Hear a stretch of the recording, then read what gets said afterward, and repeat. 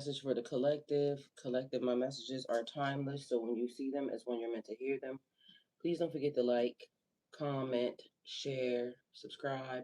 Also, please don't forget to hit the post notification bell so you can get alerts when my videos are posted. If you're new to my platform, welcome. Please hit that subscription button. It would totally mean the world to me. Welcome, welcome, welcome, everybody. Thank you for being here.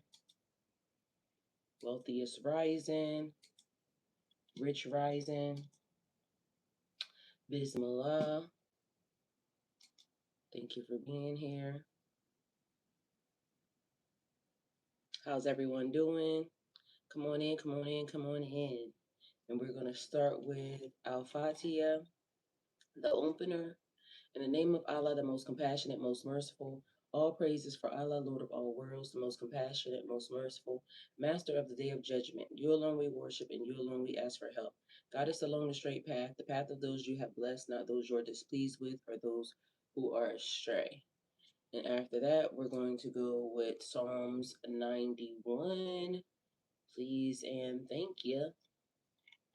Psalms 91 begins with, whoever dwells in the shelter of the Most High will rest in the shadow of the Almighty.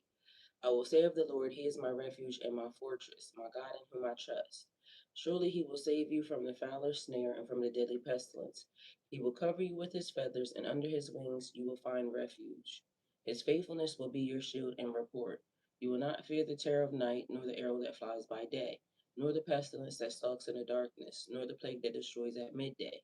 1,000 may fall at your side, 10,000 at your right hand, but it will not come near you. You will only observe with your eyes and see the punishment of the wicked. If you say the Lord is my refuge, and you make the Most High your dwelling, no harm will overtake you, no disaster will come near your tent. For he will command his angels concerning you, to guard you in all your ways. They will lift you up in their hands so that you will not strike your foot against a stone. You will tread on the lion and the cobra. You will trample the great lion and the serpent. Because he loves me, says the Lord, I will rescue him. I will protect him, for he acknowledges my name. He will call on me, and I will answer him. I will be with him in trouble. I will deliver him and honor him with long life. I will satisfy him and show him my salvation. I mean, all right, so the message that we have for today. Welcome, welcome, welcome. Everyone, come on in, please, and thank you. Come on in. Welcome, welcome, welcome. Bismillah. All right, so we're going to take this back a little bit. This is something that I was listening to, right? And so I'm going to let y'all listen to it too. Just delayed. What it's called is, what was the Vatican's biggest cover-up? Okay? On purpose. There are clues everywhere. Ancient Greeks knew about heliocentrism, the idea that the Earth orbits the Sun, long before it was accepted. The Romans built roads, aqueducts, and concrete we still can't fully replicate. Old Chinese texts describe advanced.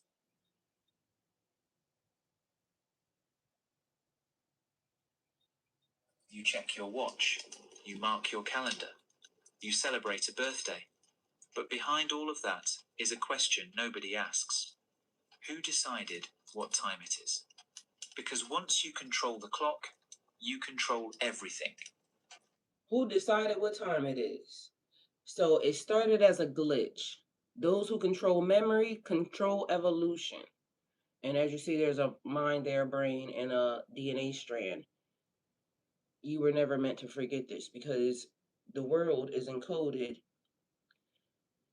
Your DNA. Your DNA is your cell structure, things of that nature, and y'all think y'all know what I mean. You decide when the year begins, when it ends, what happened when, who came first, who gets remembered, and who quietly disappears. The church figured this out early. After the fall of Rome, the church figured this out early. And I ain't trying to say nothing about y'all church other than the truth.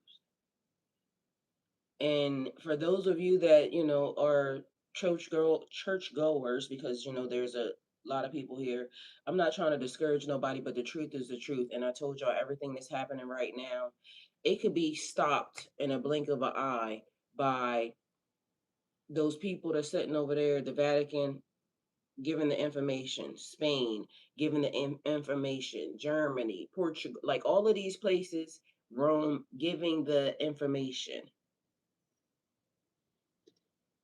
Needed to organize time again. Seasons were shifting, festivals were out of sync.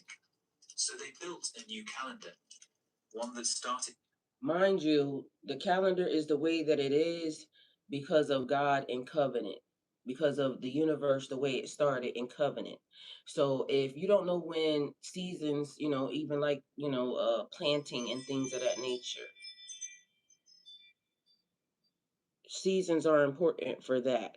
Mind you, all I hear is that Lisa? Seasons change, people change. I sacrifice tomorrow just to have you here today. There's nothing new under the sun. Not with a king or an empire, but with a birth, the birth of Christ. Suddenly, all of history was split in two. Suddenly, all of history was split in two. Before and after, BC and AD. It wasn't just a way to track dates, it was a statement. Time itself now serves theology. And if you think that's just clever branding, it gets deeper. The church didn't Branding. just name the years. They chose which years to keep, which ones to erase, which ones to double, and what to call it all.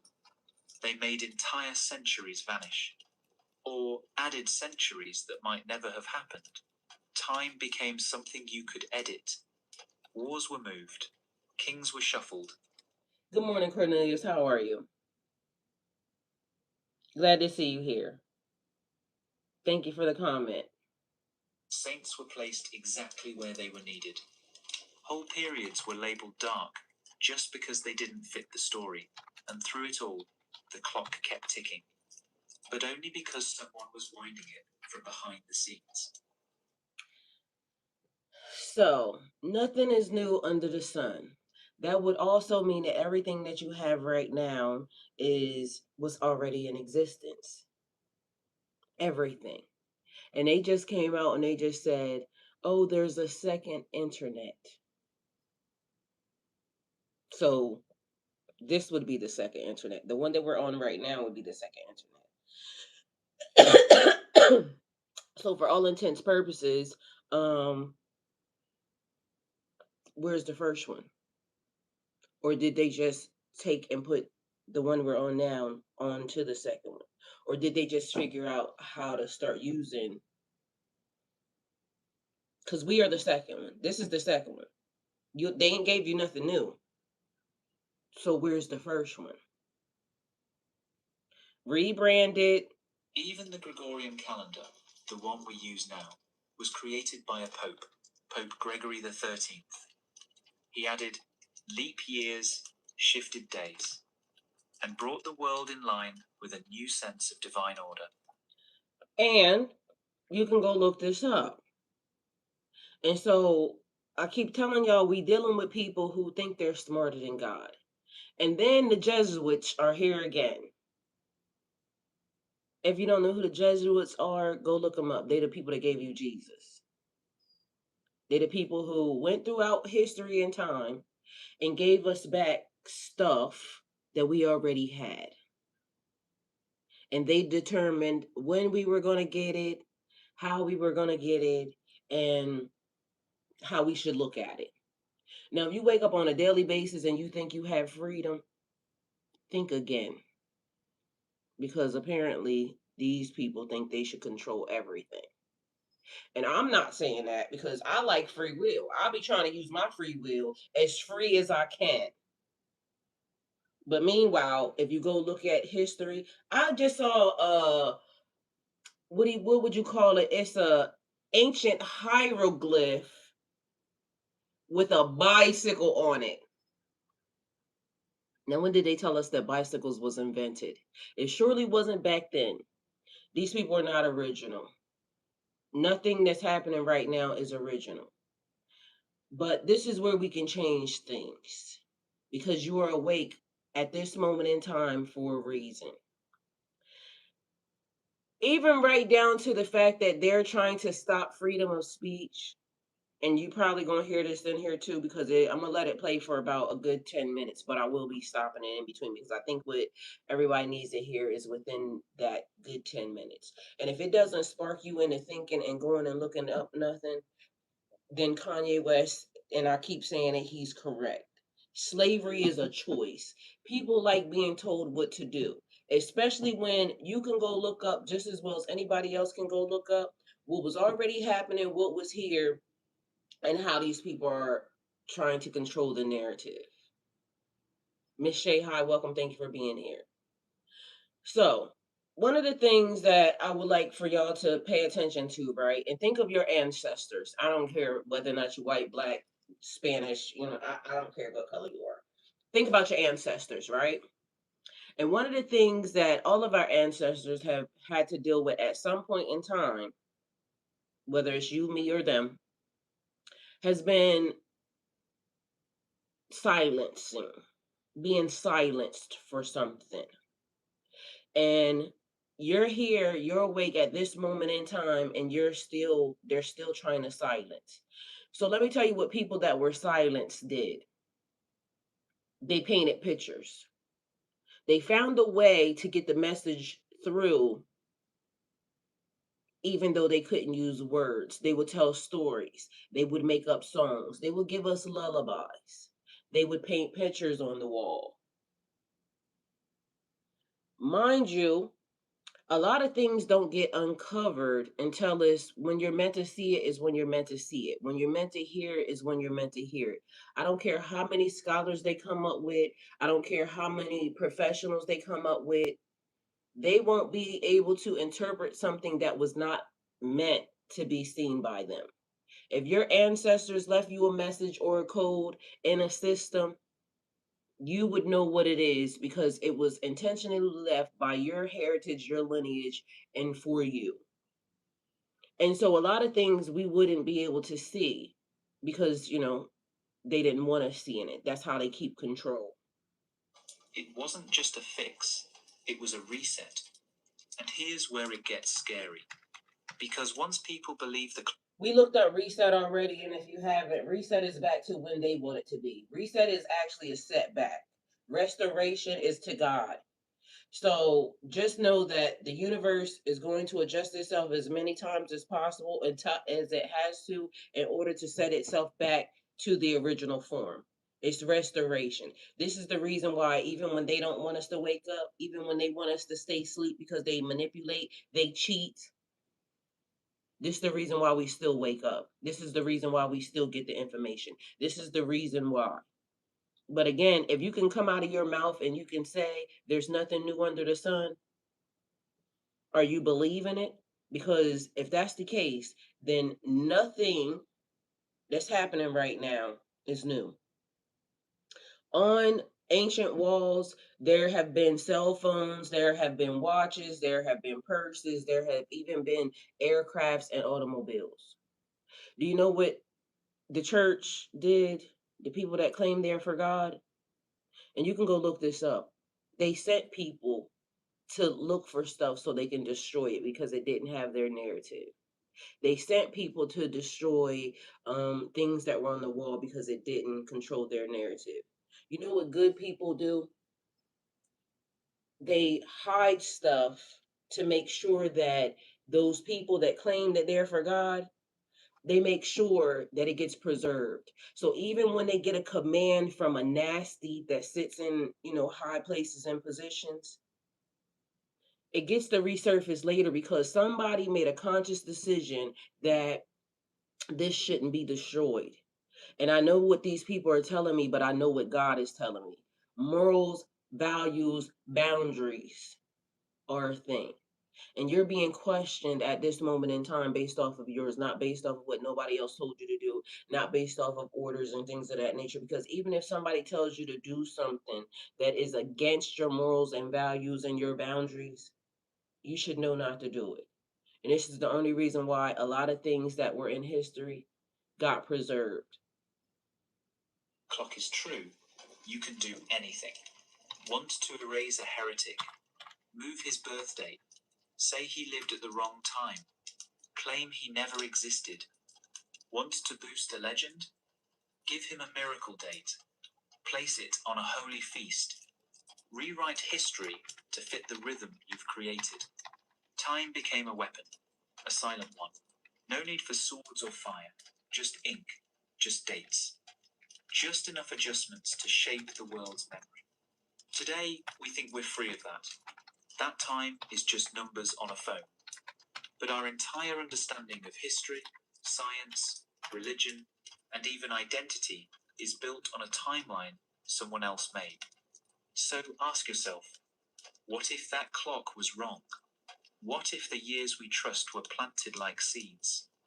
And the harvest is what we call history. Then maybe the most powerful person. This is called "What Was the Vatican's Biggest Cover Up?" It's by Vatican Mysteries. All right, so just so because I like to confer with what they're saying because I'm trying to tell y'all that these are things that y'all can go look up even for yourself. They're not giving you nothing new. They're just putting it in the way that I like because of the fact that I go to sleep listening to these things and it triggers certain things within me. And by the time I wake up, we got a whole message on the table. But mind you, I'm telling you right now, these people don't know who they're dealing with. I'm in the middle of my sleep talking, and when I wake up, that's what I'm saying. Like this president and these people, they don't know who they dealing with. And I told y'all, it's always somebody behind the scenes pulling the strings. And there's people that want to think that they're powerful because, they get to sit for a hot little second. Because again, they can't just come out the woodwork doing stuff. They got to make people think that, oh, this is a coincidence or, oh, this is the way, da da da da da. Nah, they sitting on this nigga. Because as I was listening, mind you, I don't know what triggered me to wake up out of my sleep to say, oh, they got, and it's probably somewhere in here because I made sure that it's whatever this is right here in this section because I made sure to look at the time 127. I made sure to look at the time to make sure that I would be able to show y'all, or tell y'all. So what I'm gonna do is angel number 127 because it all be important, and even if I don't write it down, that was my conscious pinpoint number 127. All right. So first and foremost,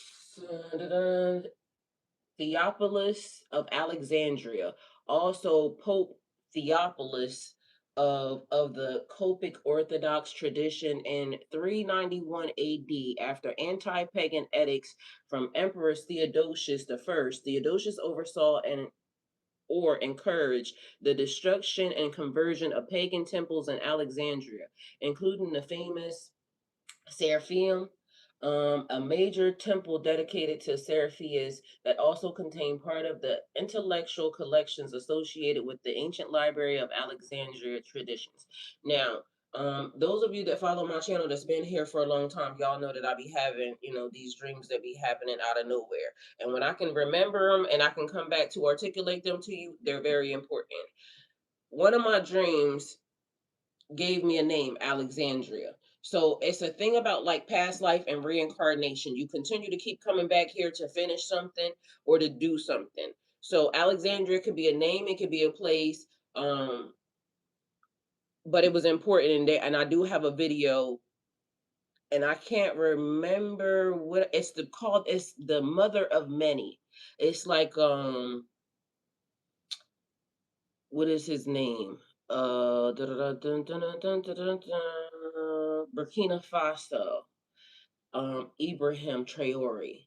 That name translate into Ibrahim is the father of many.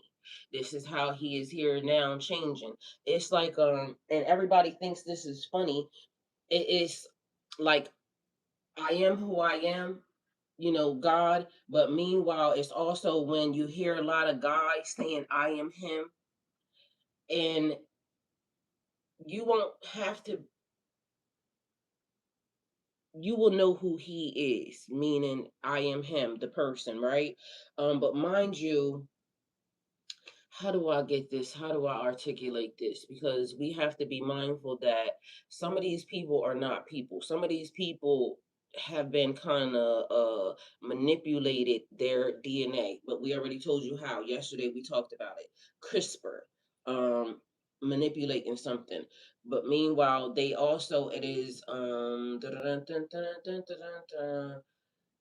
patriarchy. Everything is based off a man, a man, a man, a man, a man, my man, my man, my man, not realizing that woman is how y'all all got here. So throughout history, everything has been manipulated. And I told y'all it's the great upside down. You teach your kids to be good people, but bad people are running the world. You tell your kids this is the direction, but then you wonder why certain things, why they start to glitch later on. Well, it's because all the programming is not correct. It is correct based off of what they should be. They should be good people. But meanwhile, what is being shown is being nasty.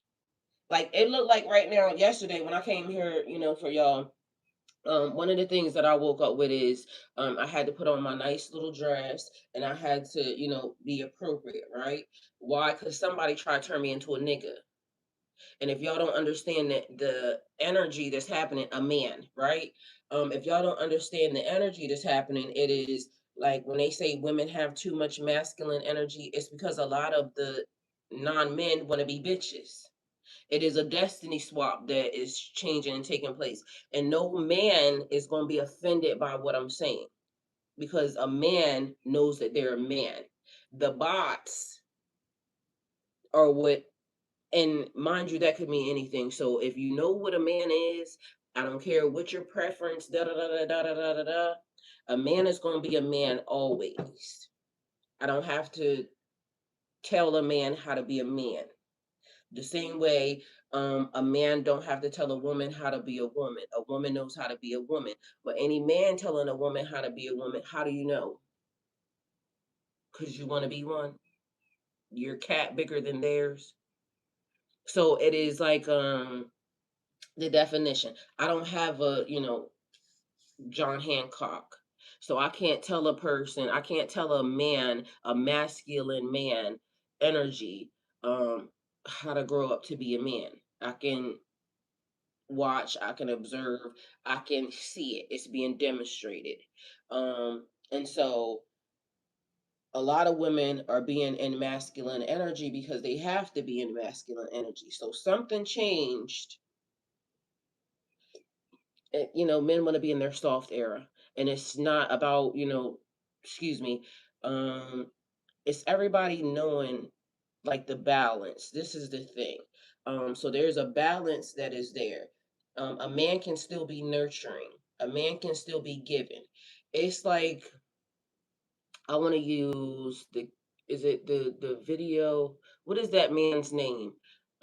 He was the biggest notorious drug dealer in New York. And I don't mean to use that, but that's what I got. And Lucas and all his everybody around this man know this man as a stone cold killer. Good morning, Mike. I love you. Thank you for being here because that's what he'll do. He handled that business. But his wife, his mother, his children didn't know that he was this type of energy because he was very loving, very, aware and a very, very around for them, right? But it's also like the head of the household. 6ix9ine did it, good yesterday. He said some niggas came into the house and they beat this nigga's ass, right?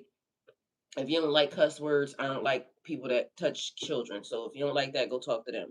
All right. So I'll work on it. Anyway, I'm actively working on. I'm getting better than I was yesterday. Anyway, 6ix9ine said they beat this nigga ass. And they was gonna continue to beat this nigga's ass until the police got there. His mother walked in. His mother said, "Stop." And anybody that know anything about a mom, when mom talks, everybody listens. When the grandmom talks, everybody listens. And then all of a sudden, there was a change in history where now the kids is talking back to Big Mama. Now the kids is talking back to the mom. But this is because of the interference. But mind you, everything is intentional. They know how to corrupt a system. And so if the kids are out here all running amok, not listening to the elders, that means that I can turn them into slaves when the elders are gone.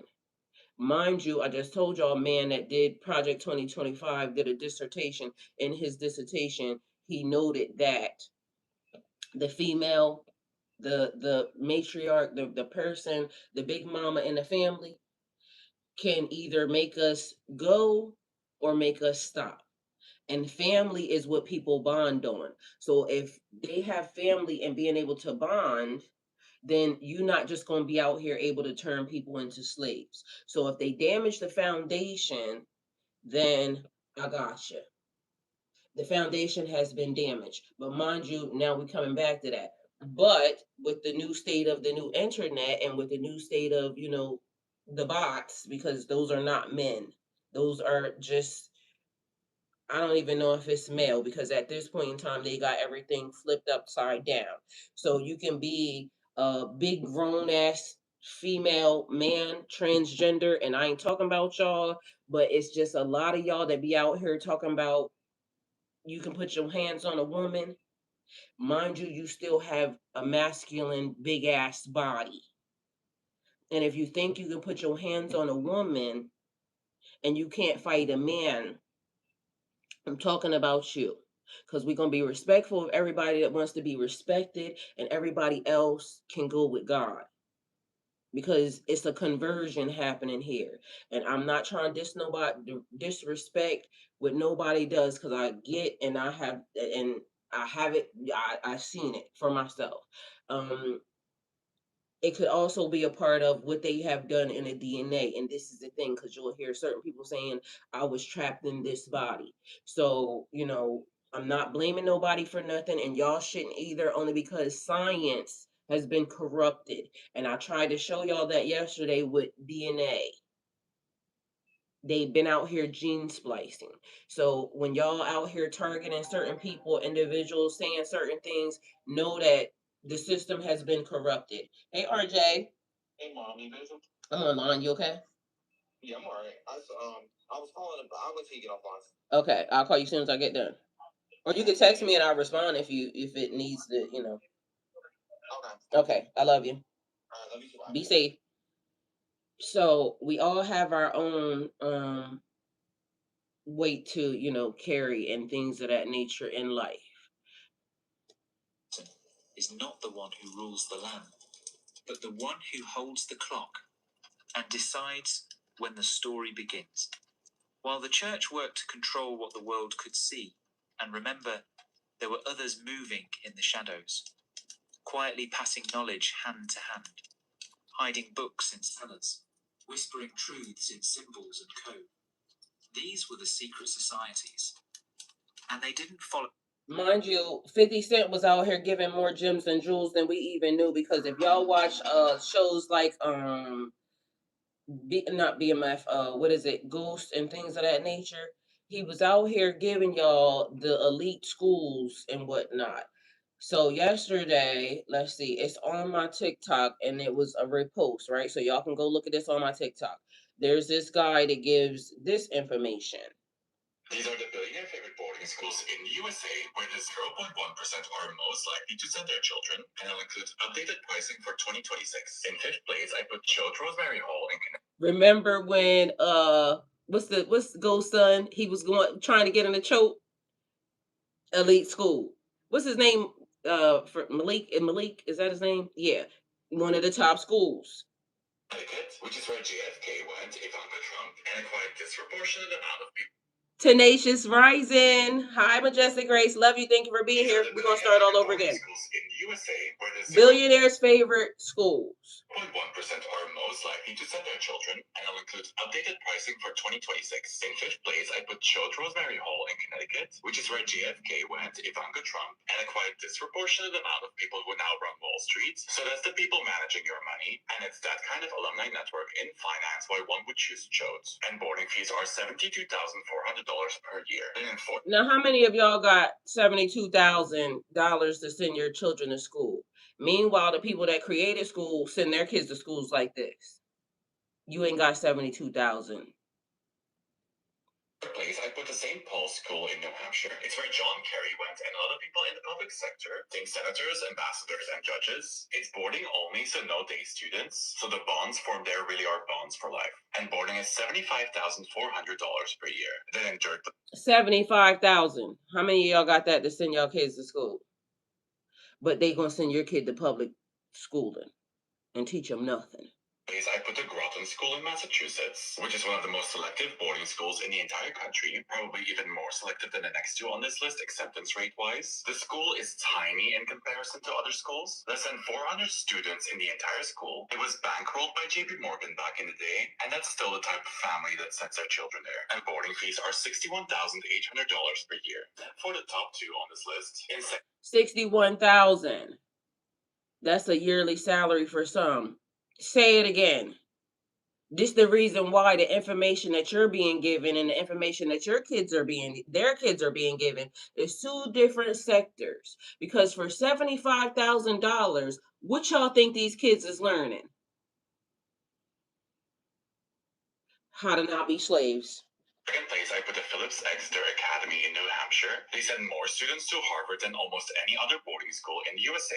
It's a school that Mark Zuckerberg famously went to, and boarding fees are $69,500 per year. And then finally, for the number one school on this list. But before getting into it, if you want to join my high net worth community to discuss things like this, then check out the link in my bio. And then for what is probably one of the most recognized names in boarding schools, both Presidents Bush went there. Boarding fees are $76,700. $76,000.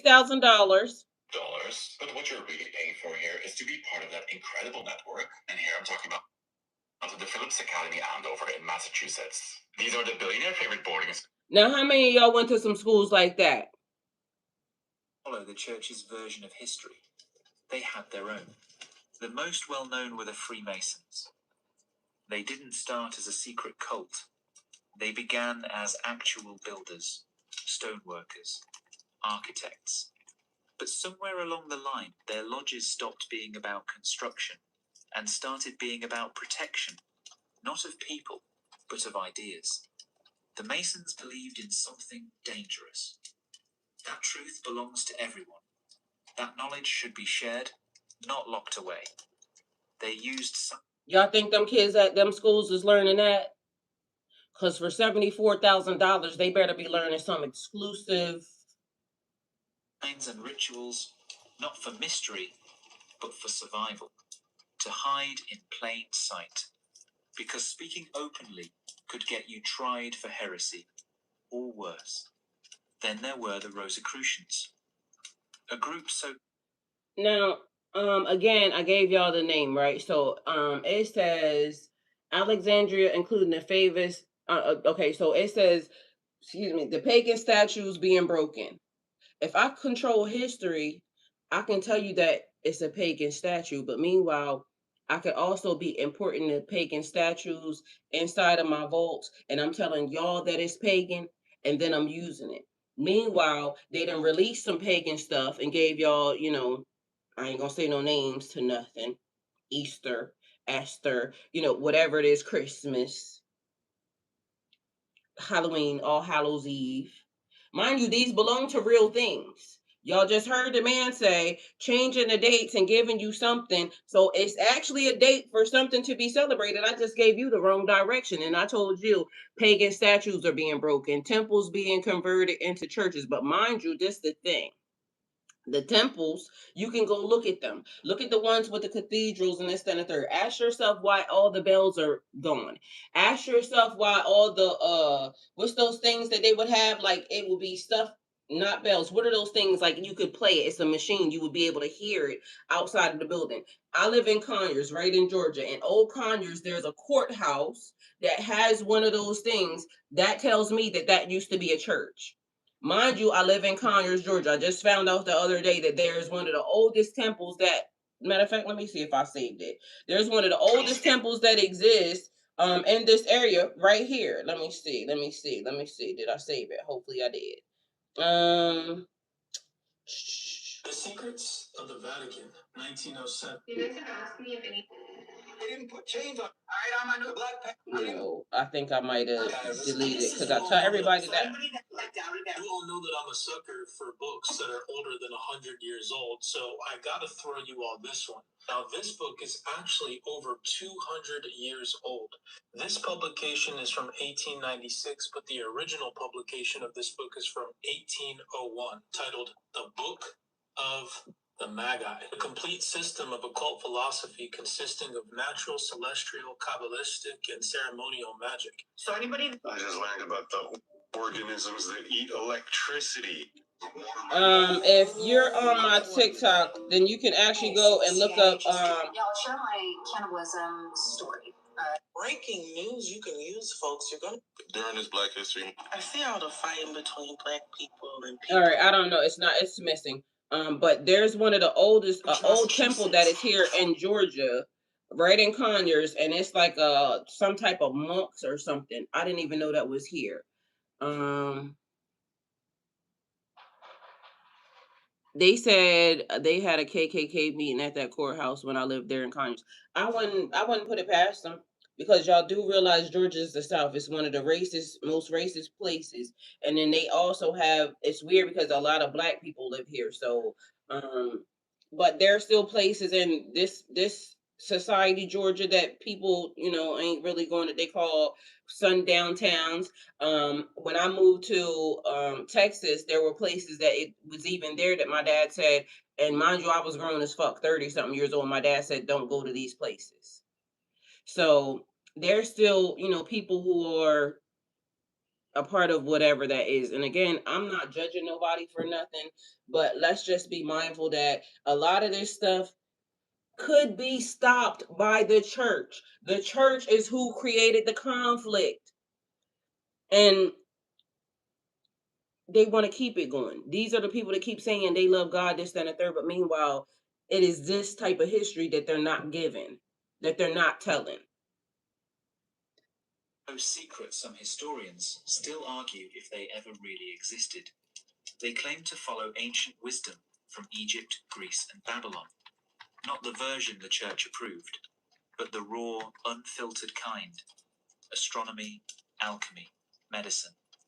They believed the world had been tricked into forgetting what it once knew, and their mission was to remember. These groups didn't trust official timelines. They didn't believe history was written fairly, so they kept their own records, passed down through generations. Sometimes hidden in paintings, sometimes buried under cathedrals, sometimes encoded in music or poetry. They're saying what I just told y'all about things being encoded in music and things of that nature, like the you know how we got taught nursery rhymes and things of that nature. It was for us to be able to remember it, for it to be passed down easily. It was also telling you about books and things of that nature that they would hide, so that way people wouldn't know that they were there because they were being called to be destroyed. But only because someone was winding it from behind the scenes. Even the Gregorian calendar, the one we use now, was created by a pope, Pope Gregory XIII. He added leap years, shifted days, and brought the world in line with a new sense of divine order. A new sense of divine order. Meanwhile, the dates were already given. There was already 13 months. It was already account for. So you have to be mindful that these people are changing what God has already set in motion, because they think that they're bigger and better than God.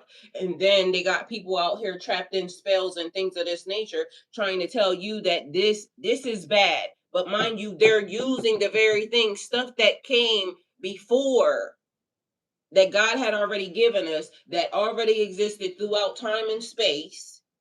And then they used it, they took it, and now they're telling you that it's bad. You shouldn't use this, that, and the third, but they're using it. It was already yours. And when they're saying there's nothing new under the sun, then what does that tell you? We already had it. It was already here. As of now, you can think of it, for people who can't wrap their brain around it, think of it as like when the people are talking about patents. when a person creates something that's amazing that could help society and this, that, and the third, what they do is they'll tell somebody, oh, patent this, and then what the people do is, the powers that be, the people behind the scenes, look up the Jesuits because their name keeps coming up. What they do is they'll go behind that, they'll try to pay the person off. If the person don't take the payoff, they get rid of them. They delete them from the system, aka you don't exist around here no more. Then guess what happens? They shelve your work and then they bring it off later on saying that they did it when meanwhile the person that actively did it ain't here. It's been happening time and time again. This is the reason why a lot of people are learning not to patent their information, their research, and a lot of scientists that they just said are messing up, are missing, or deleted from the system. Why? Why? And what does it hurt these people for you to have information the same way they do? Again, if God gave us the information, why is it that it's not valuable enough for them unless they can make us pay for it? Because God gave us seeds, God gave us plants, God gave us knowledge, God gave us information. They tell us that that information, that knowledge is not any good anymore. And then all of a sudden they'll create something and then they package it up for us to be sold to us. This is the way they do it. And so even here, I kept trying to tell y'all something without trying to tell y'all something because I didn't want to say it out of my mouth. In 1910, America had 165 medical schools, homeopathic schools, naturopathic schools, eclectic medicine schools that taught botanical remedies your grandmother would recognize, herbal colleges that had been training doctors for generations. By 1925, only 81 remained, and not one of them taught herbal medicine anymore. What happened in those 15 years wasn't a natural evolution of science. It wasn't doctors choosing better methods. It was a coordinated takeover orchestrated by one family with enough money to rewrite the rules of medicine itself. The Rockefellers didn't just fund medical schools, they bought them. They didn't just promote pharmaceutical medicine, they systematically destroyed every alternative. And they didn't do it because the science demanded it, they did it because there was no profit in plants you could grow in your backyard. This is the story of how American medicine became a monopoly, how botanical knowledge that had survived for centuries vanished in a single generation, and how the wealthiest family in America used philanthropy as a weapon to control what doctors could and couldn't learn. If this sounds like the kind of history they don't teach in schools, you're in the right place. But I can almost guarantee you that at $74,000 a year, matter of fact, I don't even know if that's a year, that may be each semester. I don't know. Either way, $74,000 a year, and y'all heard what Majestic Grace said. That's somebody's income. They keep your ass broke as a joke, and their kids going to these types of schools. Why? Because they're controlling everything, and y'all ain't figured it out yet. That at some point in time throughout history between now and whenever they build these big ass buildings that they keep calling data centers and whatnot, if you go look up a data center in China or anywhere else, they don't necessarily need the room, the space, and everything else. So what they about to do? It's too many people coming online. And when I mean coming online, I mean your mentality, your mental. It starts as a glitch. It started as a glitch. Those who control memory control evolution. It was never meant for you to forget this. You're going to come online regardless. Why? Because God said so. It is time. Time for people to wake up. Now, if y'all wake up entirely too late before it's time for everybody to be herded into, whatever backfield or garden or whatever the hell they get ready to try to do, go look up a data center. They don't need that much space. They don't need that much water. And when you want to control something, they got to figure out how to get rid of the people that can remember. Mind you, go look up the insane asylums that they had before. There were big, huge, elaborate buildings, and then all of a sudden they stop existing. And the science and what's being said behind that is that the people that remembered what happened before the flood, because I can give you a story about a flood, and it ain't a worldwide flood, but I can give you a contained flood But mind you, I can also tell you where several different floods have happened in this state, this city, and it was always to cover up citizens and things of that nature, people. Because anytime you started to advance, anytime you started to wake up, come into the knowing, become aware, they got to put your ass back to sleep. And before that happens this time, everybody needs to pay attention. Everybody needs to figure out collectively what is the next thing. Something that we haven't done before, or we did do, but we just don't remember that we did, because there's nothing new under the sun. Blue Sapphire, welcome. Thank you for being here too. And I see you talking. She said it's the government, not the church. Well, let me tell you something. If you think that, then that's cool. But the government over here, the fact that that man was just arguing with that Pope, let me know that they don't even know what they doing. Y'all don't realize how much power that Pope and that building hold. Go look at history and time. The reason for the civil unrest is because their people got sent over here to take over. And then they wanted to break their ties from these people here over there. These people don't know what the hell they doing. Because if they start really, like, even when the king and queen and all them came over here, y'all do realize all of that was intentional. Like, they could have took them people. They know where these people came from. They have documentation. So this government don't know shit. If they did, they would have known not to be arguing with that person. If that person really over there starts making moves, then remember Civil War, you know what that was? We helped them get free from their people, their captors, because they got sent over here to basically take over the land. And then they said, we need y'all help, the indigenous people. We'll give y'all back 40 acres and a mule because it was already their property and their land. And so after we helped them fight the people that they was getting freed from, then they turned on us and they said, oh, we're not giving you shit. Mind you, if you go look in, there's documentation that that church has, that if you read it, God told you not to create treaties with these people. They were going to lie. It was already in history. So even for you knowing that, you're going to have to go dig a little bit deeper, because this government don't know shit. They're part of also the breakdown in, like, when you didn't listen to Big Mama, because they think they have power. But if that man over there start really actively wielding power like they want to, oh, this government and everything else is going to be shut down. And guess what's going to happen? We not going to help them, because now we are aware. And anybody that's aware is going to say, get them off the property. The White House is on stolen land. You have to remember, their resets are not an advancement. When they're talking about a reset, it's a start over to something less. Go look up what restart means. Even these people over here that's talking about that we had herbalism and this, that, and the third, God already gave us everything. And then you know what they did? They used the same medicines that they tell you not to use, and then they make it illegal for a person to be an herbalist, and then they create, the big pharma is using these things. So literally, like, if you don't know that by now, then it's more digging. Because we can run it down, a whole lot. But at this point, it is, everybody has to catch up real, real fast. Because they are already, like, years and years, light years ahead of us. They're already holding on. Ain't no, you said, this is what I'm telling you. Go look up what restart means. And this is also where the power of life and death is in the tongue. Watch what you say. Because in order for them to be able to do that, you have to say it out your mouth. You have to name it. When you know that the power of life and death is in the tongue, you can either bless or curse yourself. Because I ain't in no restart. I'm not in no restart.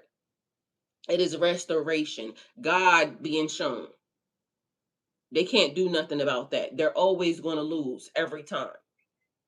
And so if you want to be a part of, because what I'm getting ready to show y'all is this. In Psalms 91, I say Psalms 91 every day, right? And for Psalms 91, there's right here, it says, whoever dwells in the shelter of the Most High will rest in the shadow of the Almighty. I will say of the Lord, He is my refuge and my fortress, my God in whom I trust. Excuse me. Surely He will save you from the fowler's snare and from the deadly pestilence. He will cover you with His feathers, and under His wings you will find refuge.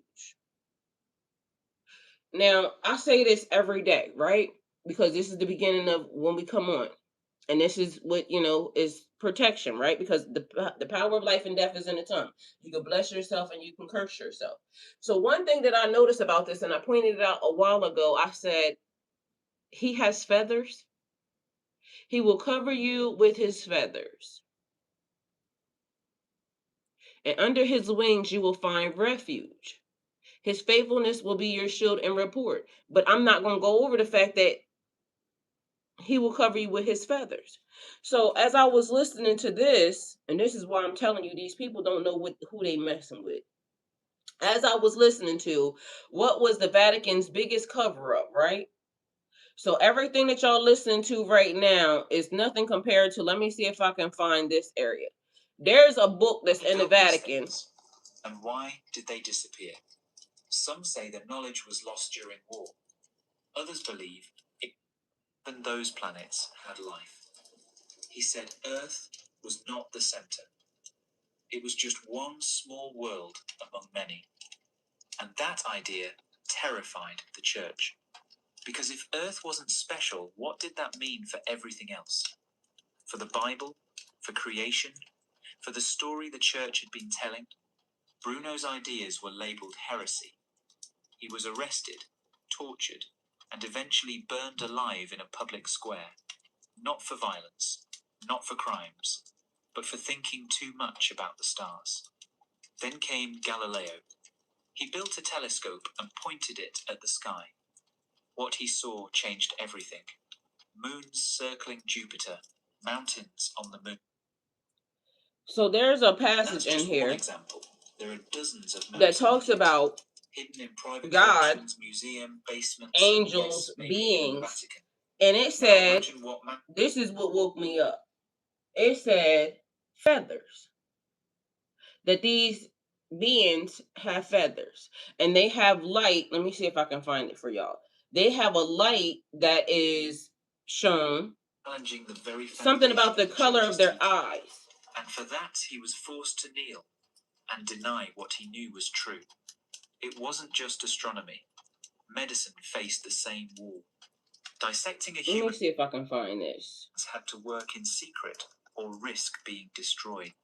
Mind you, this is how much power that they have. Like when stuff comes up that should be given information that they should be given to the world, because it's God. God is for everybody, not just for a select group of people. But these people will say that you can't handle it. Mind you, they're talking to aliens and everything else, and they're saying that the human race can't handle the aliens and everything. The color of the Edomite's eyes. No, this is a higher being.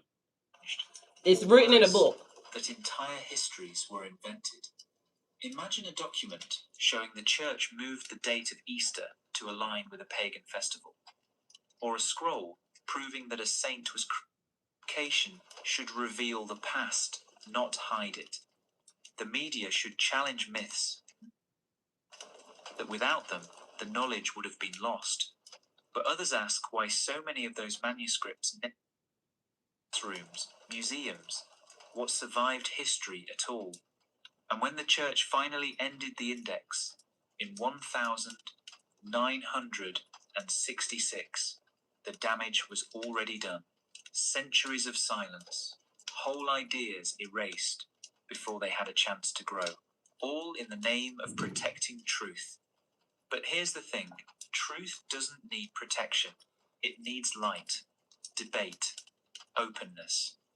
The index taught people to fear ideas, to burn books instead of reading them, to shut their minds and follow orders. And that fear still echoes. Shut your mind and follow orders. So, next time you pick up a book, deemed duplicated or out of order, Why do astronomical records from that period not match what the stars would have looked like? The answers might lie, especially the Vatican, held the eraser. Imagine growing up in The a Vatican world held where the the only eraser. books They allowed and mind you, were they the have the ones someone else information. approved. Imagine not knowing that a better cure existed, that a map once showed lands no longer on record, that someone long ago already solved the question you've been told is impossible. That's what happened to Europe. 1,000 years of forgetting, because libraries didn't just vanish, they were replaced with silence, with scripture, with a version of history that pointed in only one direction. And in that silence, the church grew stronger. I'm trying to tell you. Blue Sapphire says, but when people speak the truth, people get mad. I guess just best keep things to yourself. No, we're gonna have to continue to keep talking about it, regardless of the fact. But that is true. People will say, "Oh, I want the truth. I want to," but y'all can't handle the truth. Like y'all really, when people be saying that, it is a thing because then people want to argue you down. Mind you, it's proof, it's information that these people have what they have done. And y'all will say it out of your mouth. There's nothing new under the sun. It's almost like it's not registering in your brain. If there's nothing new under the sun, then that should tell you that everything that we have right now has already existed. But it's like, what is it? When they give you a little bit breadcrumbing, they're breadcrumbing you by giving you this information. Oh, now they're saying that the internet has already existed. The internet older than all of us. Why didn't they ever tell us? Why didn't we ever know? But I want to find this section. If people couldn't remember another way, they couldn't imagine one. We'll never know exactly what was lost. Not completely, but we can feel the missing pieces, the sudden jumps in progress that don't make sense, the gaps in records, or the sudden the setbacks. voices that should have shaped the world, but were buried before they ever had the chance. When libraries vanished at all, it was a wall, a barrier that kept ancient truths hidden and made sure only the church could decide what was real. And the deeper you go, the more you realize how effective it was. Revolutionary ideas about medicine, the structure of the universe, even democracy. If you wanted to marry, confess, be buried, or even learn your own name, you had to go through them. And behind those like y'all don't realize how much power these people hold. In enough textbooks, it becomes invisible. You don't see it as a story, you see it as the truth. And the people shaping those textbooks in the 19th and 20th centuries had goals. They wanted to show how far we had come, how science had defeated superstition, how modern governments were better than old kings and popes. Mind you, they used everything old. They needed the past to look worse. Not just different, worse. And it wasn't just in schools. Movie, magic. But was it magic, or was it management? Slipping through cracks. Picture men and women who knew the cost of truth, but protected it anyway. Because while the church built walls, they built tunnels underneath. And sometimes the most powerful stories are the ones that never made it into the official script. When you walk through an old cathedral, you might see angels carved in stone, crosses in stained glass, or torch mobs. You're not alone. That image was designed, framed, lit just right, and sold as history. But maybe the real darkness isn't in the story.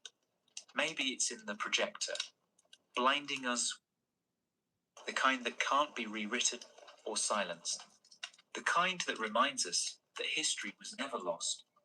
It was just locked away.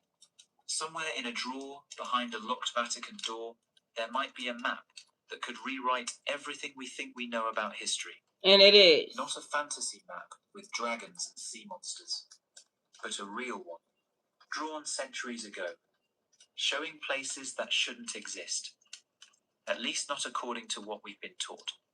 One of the most famous examples is the Piri Reis map. Created in 1513 by a Turkish admiral, it somehow shows parts of the world that Europeans hadn't even discovered yet. What's even stranger is that it outlines the coast of Antarctica, not as a frozen wasteland, but with rivers, mountains, and greenery. This was centuries before we had satellites. Before Antarctica And where y'all can't go? was even officially discovered, how could that be possible?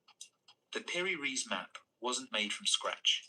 It was pieced together from even older charts, some that may have come from the Library of Alexandria, others from lost civilizations we no longer remember. And that's just one example. There are dozens of maps like it, hidden in private collections, museum, basements, and yes, maybe even the Vatican. Now imagine what maps the Vatican has that no one has seen.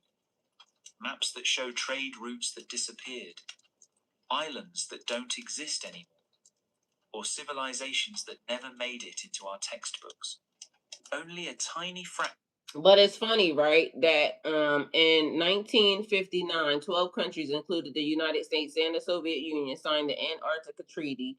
The agreement banned military activity there, prohibited nuclear weapons testing, encouraged scientific research, paused territorial disputes, protected Antarctica for peaceful purposes. Today, many nations are part of the treaty system. Contrary, it says scientists live there and work year round. People can visit certain areas. So they're trying to say why Antarctica has restrictions. They're trying to say it's extremely dangerous. Extreme environmentally fragile. It's isolated. It is filled with protected wildlife and research zones. Meanwhile, y'all heard what this man just said.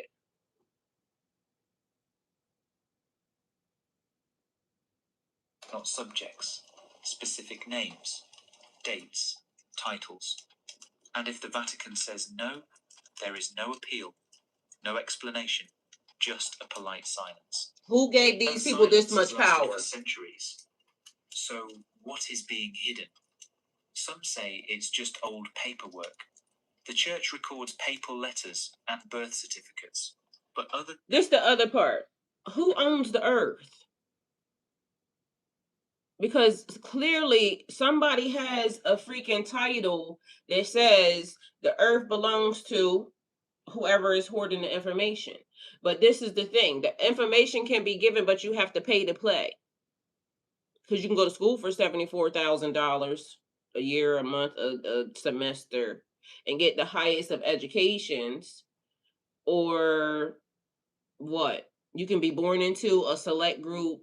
So for everybody else, all y'all peasants out here in the world, y'all don't have access to anything. But mind you, y'all are the people that's out here working the hardest, that's giving these people, yo. So yesterday I'm out here minding my own business, and there's a thing. Look at where people get to vacation and whatnot. Like, what do they do that is allowing for them to be able to have places like this on earth that exist, and it's just for them? Let me see. This is another Vatican Pope type situation, and it's very strange to me. Like, I got it strange. So absolutely. oh, listen to this man. Oh no, y'all can't listen to him. Everybody. Oh, this is another the thing. U.S. Navy has now officially responded to me after I reported that a sailor of the USS Abraham Lincoln says that he and his fellow sailors are basically starving. The sailor's family provided messages showing him saying that he dropped from about 160 pounds to 128 pounds.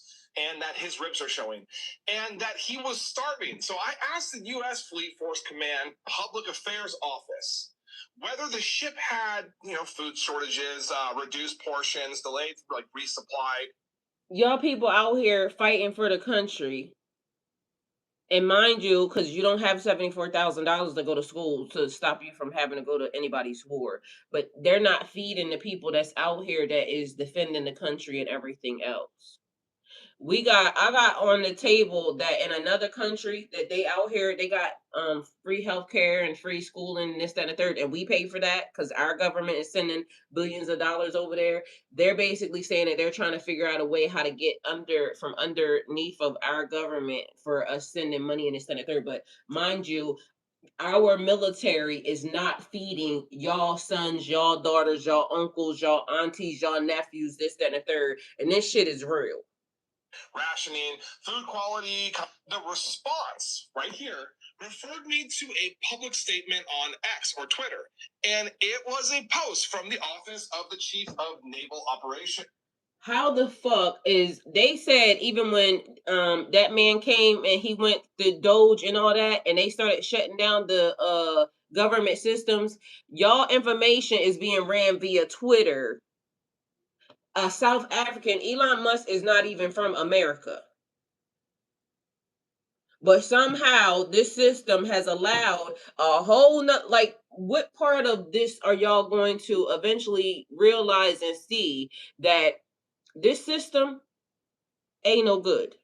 It's already been infiltrated. Mind you, they're going to continue to keep sending, they're going to keep trying to cover up whatever this is.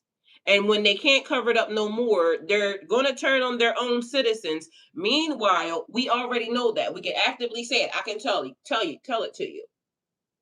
They already turned on their own citizens.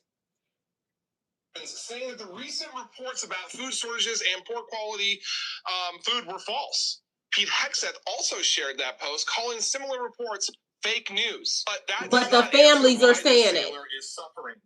It gets worse, guys. This is like, now that I broke that story, 2 other families have already reached out to me with the same type of story. But y'all never gonna believe it. And so that's the sad part, because y'all are never gonna believe the truth from your own people out of their own mouths. And mind you, it is the government officials can stand up and say whatever they want to say, and people are gonna say, "Oh no, that's false news." But your people are saying they're starving. This deserves an absolute direct answer.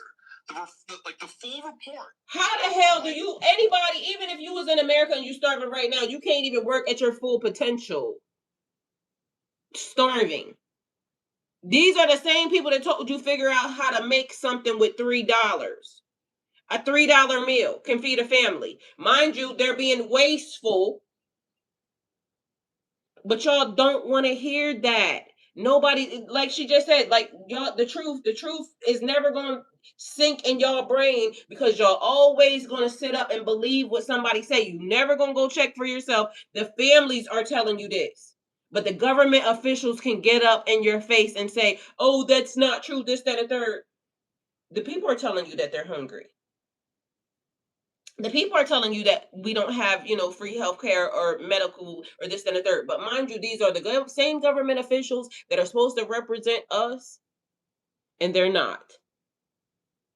Mind you, it's so much bigger than just here, because again, I just told y'all that system, how these people got over here and was able to even get a foothold in, like, this is a global situation. Everybody wants to look at it and say, okay, well, it don't affect me that this is happening over there in that country, or it don't affect me and that it's happening in this country.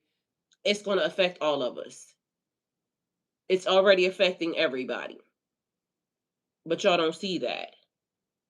Y'all are never going to actively understand anything until it touches your doorstep, and by then it's going to be too late.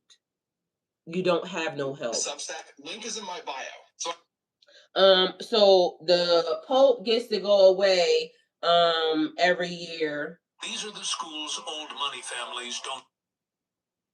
This is the poorest town in the United States. But if you want to go, these are the schools. I am going to show you a book. I want you to take a second and guess what island this is.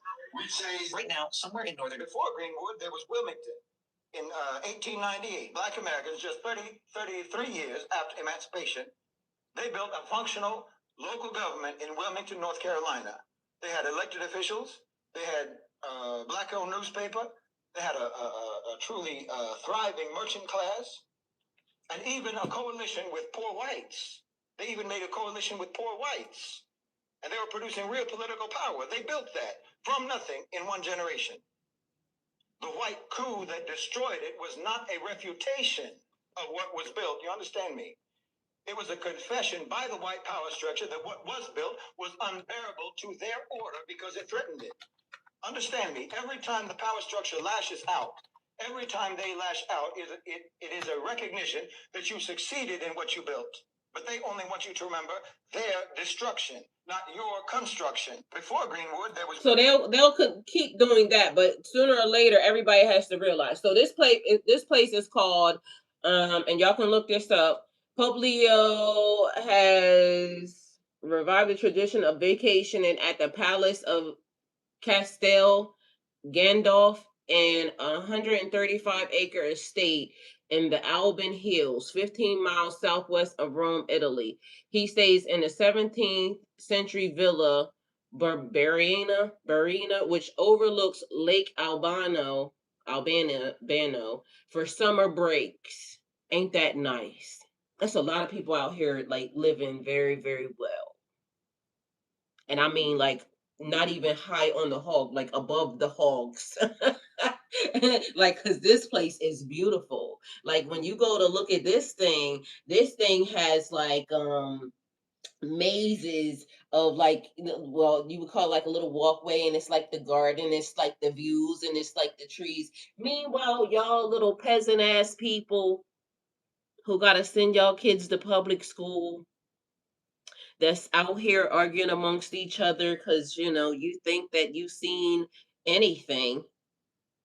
I was laughing this morning because I told y'all yesterday it was about DDG. He was saying something about the fucking the AP, right? The people that sell AP. He said he paid $300,000 for his AP watch, right? And then AP came out and they made a $300 watch, right? And then he got mad because he said, "Nah, I feel like I shouldn't have spent my da da da da da," right? And then now there's some guy right here. You're not a customer of AP. Nick Lee calls out DDG for buying APs from the gray market. He told him he's not a customer. You're a customer of their customer. Like, y'all, this is the way the system. So now he's talking shit to DDG because he's saying I can get you into the AP lounge where you can eat in it, because there's always more. There's always more. But mind you, it's so funny because with the amount of everything that exists on the earth, everybody could live with basic human needs. Everybody could live a cushy life. They don't want you to do that though. They want you to keep supporting all the bullshit. They want you to keep struggling and trying extra hard to succeed at nothing. Because even if we give you a little bit, even if we give you a little taste of something, we got billionaires and millionaires out here having conversations. We're going to have to give them something because soon they're going to revolt. Oh, y'all didn't think that y'all should have just not been doing that anyway because you were a good person? No, they scared that eventually the people just going to turn on their asses because as of now, it's too fucking much. Rochelle, hi, welcome. Thank you for being here. Rochelle says, I'm 67 now and I have been refused the health care that my insurance covers. I've been bedbound for 5 years and I'm getting weaker every day. I need help and people to know what's happening to me. Rochelle, they don't give a fuck. And I'm sorry to say it like that because, we the people, we all care because it's happening to all of us. But I just want you to know that there's somebody that's more worried about, going on vacation to Italy. They don't give a fuck. And I'm very sorry that that's happening to you. But in the world that we live in, even when people find out, they're not going to give a fuck. Why? Because that and more is happening to other people. And I don't mean to say it in that form or fashion, but this is why I'm trying to get through people's minds. We have to really, really break through the system of what this really is. You're just going to be another number on the death row. I would just be another number on the death row. Your kids, your parents is another number on the death row. They don't give a fuck. What they're worried about is they can go on vacation and that their kids have, they can one up their other neighbors. Because there's places where you can only afford, you get to get into the club if you get to move into this area. This is how we know that you're wealthy, because you can afford to be here. So some type of way, and this is also what color has done. Because although you care, because it's you, it's your health, health is wealth. And so we can all care about our living arrangements. It's people that fought for this country, Rochelle, that live under a bridge. They don't give a fuck. It's people actively that fought for this country, don't have limbs. They come back broken as fuck. They don't give a fuck. So again, sorry to say it like that. I love you. I care. I pray that, we all seek God's help, because the way they have us all miscombobulated or discombobulated to where we're looking at the God that they serve and not paying attention to what they have really done in this system. They don't care about us. And we don't care about ourselves. Why? Because we rather argue with each other about skin color. We rather argue with each other about, the black people are, the issue. The white people are the issue. Not looking at behind the scenes. It's people that sit in high places, and we may think that we know who's doing what, but technically we will never know. But what I do know is this: these people called for history to be erased. These people called for your mind to be put in a box, for it to be small. These people want you to continue to keep thinking and living in turmoil, because it's going to get you dead faster. This is what they want for us. Because why is it that when you want to go buy healthy stuff, it costs more? Why is it that when somebody creates something that makes the world a better place, they kill them?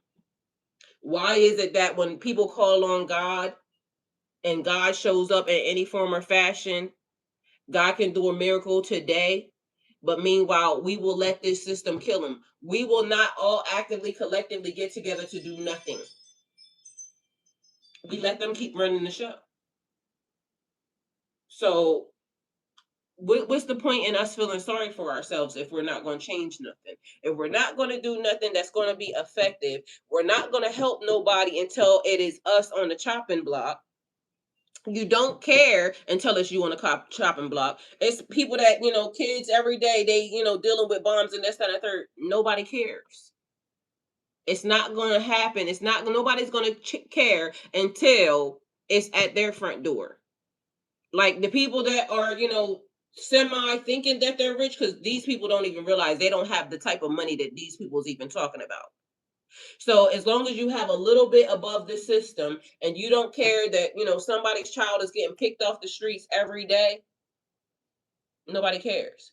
Nobody cared in this system that as of now, our government has had files running back to God knows when, to the tune of it's millions of them being dropped on our, table on our desk and this, that, and the third.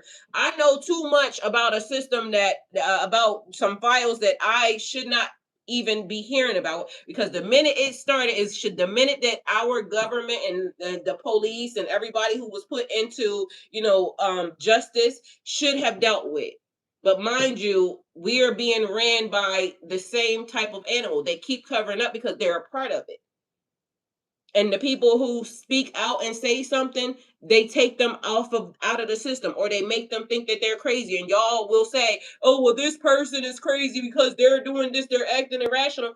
Well, you don't think that somebody should act irrational when they find out that it's billions of kids being stolen, that they're doing this, that, or the third? You don't think that that would make somebody's mind be, y'all told me to be a good person, but meanwhile, y'all actively clap for officials that do all the wrong things.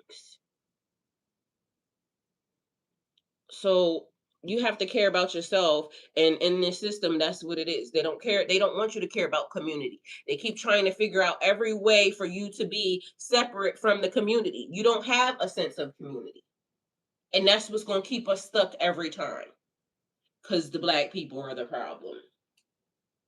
The people in Israel said, away over in another country, that their main biggest problem is young black people.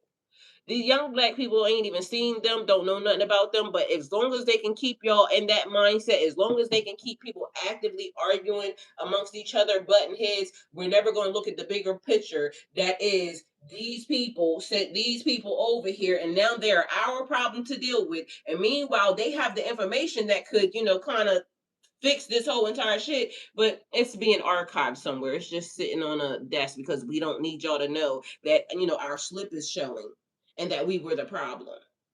Because why would I tell you that I did that? I ain't gonna ever admit to that. It's going to take an act of God to pull that slip up and slide it out for y'all to be able to see. It's going to take an act of God for something to happen. And meanwhile, y'all don't even know who God is because they're misdirecting you to whatever it is they have done. And y'all actively act like y'all can't see it. Y'all actively act like you can't go read a book because the same information and knowledge I'm giving, y'all can go look this up.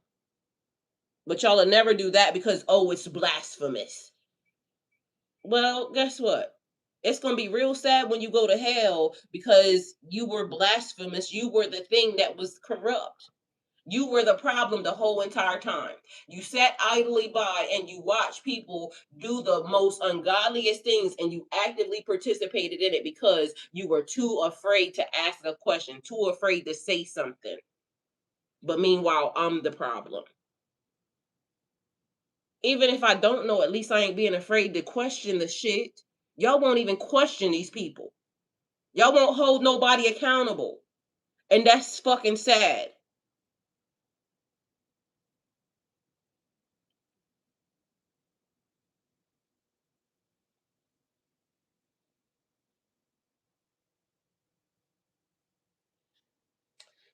She said, I understand that the powers are their cause. I know they don't give a fuck, but I believe that God is in control. There are attorneys that can help me. God is in control.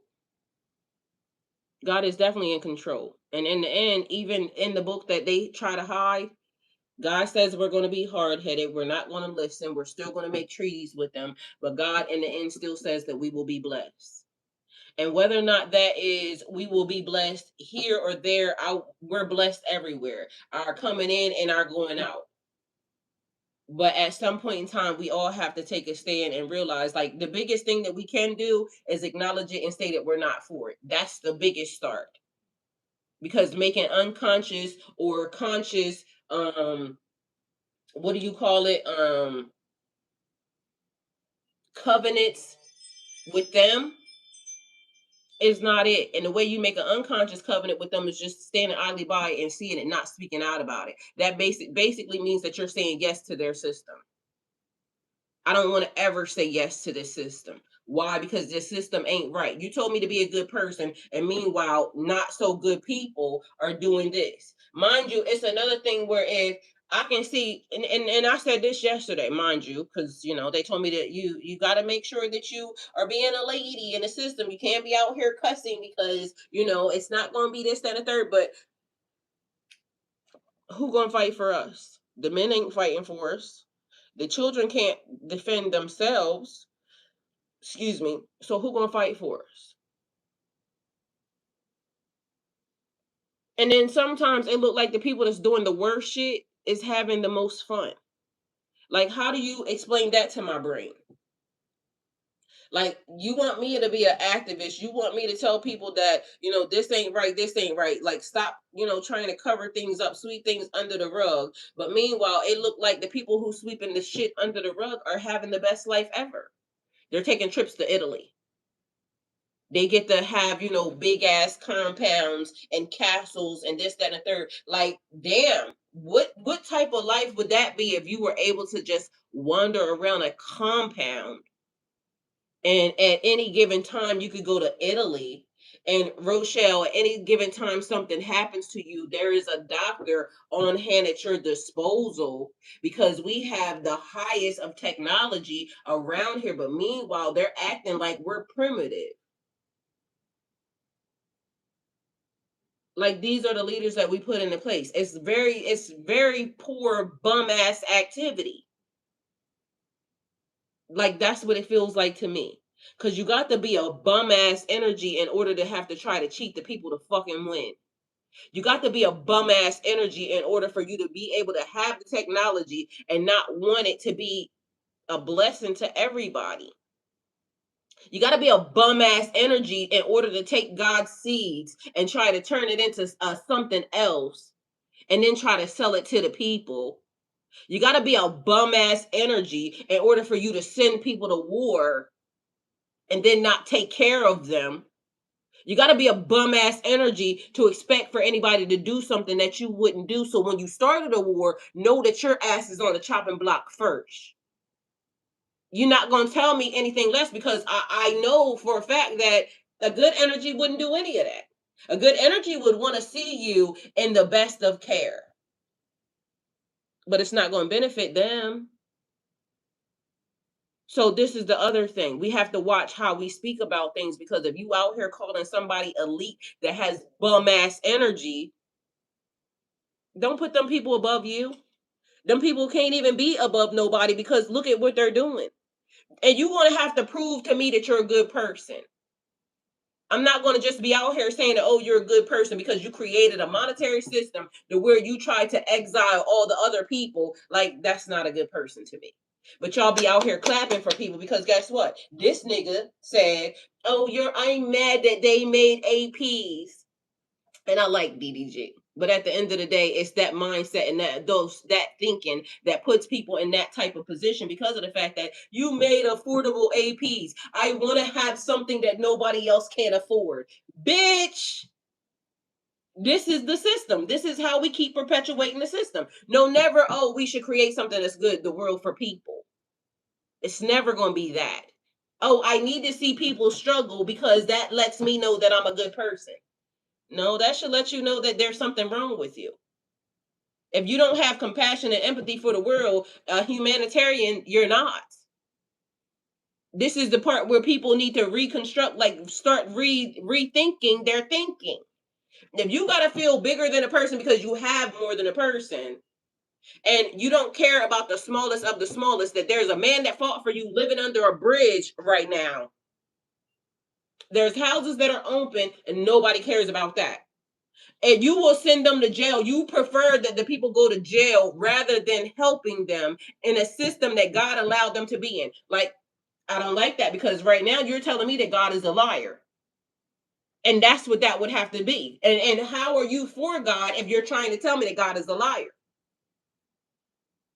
Because they're not worried about nobody but themselves. If this person can go and visit Rome and live in gardens and this, that, and third, oh, you want to know why? This is how they think that they're a good person. They invite people over to do their work and they call it school. So the people that go over there, the cooks, the gardeners, we call it school. Meanwhile, you're being a fucking slave. You don't get to enjoy the shit. You get to come over here and work. I don't like that. And who told you y'all run the earth? This is the other thing. Until we start questioning that, this is where we all gonna have an issue and a problem at because who told them that they run the earth? Why are we unconsciously or consciously giving them the credit to be able to call for the dismantling of? These niggas called for books in other countries. If it has this in it, artifacts, books, anything, the main historical figure most often, let's go over here because and then this the other thing. Y'all watch this fucking AI shit. Because for all the good things that AI does, also AI is horrible. Why? Because when I started asking AI questions about who is the person that did this, what's the person that did this, it told me that there was historically none, and this is the person. So I go to Google and then I put the same information in Google. Google says this is the nigga right here. This is what you was looking for. Google says right here. Pope Gregory ordered the creation of, this, that, or the third, the Gregorian Egyptian Museum in the Vatican in 1839. He took a great interest in Egyptian antiquities. They took a great interest in it because they were getting ready to narrate history for you. It's history. And the shit that they, made sense or that went along with their narrative, they gave it to the people. If it didn't go along with their narrative, guess where it's at? not in your narrative. So let me see, what was I looking up last night? In the middle of the night, I woke up because I heard the people that had the feathers, right? And it says that God has feathers. And so there's this thing that's called the Mirror of Ra. The Mirror of Ra. Let me put this over here in Google because I wanted to make sure that I did not forget. An ancient Egyptian symbol, mirrors were linked to the sun because polished metal reflected light like the sun itself. Mirrors were sometimes associated with Ra's power, illumination, truth, and rebirth. This the shit that that fucking AI gonna give you. Because AI is a bot that is being used by them. So a girl yesterday was on here and she was giving out some information all corrupted and wrong, and I know where she got it from. She got it from chat. And so I told her, I said, it's great that giving that information, but go and Google that information that you're saying because it's not right. The dates and times are all off. She was basically trying to say that, the Bible was this many years old. But this the shit, the narrative that they push. But then when it came to humanity, and that's what, because again, in her mind, she's thinking, because this is the narrative that a lot of people think, they think that Earth is the beginning of when the Bible started. Earth is not the beginning of when the Bible started.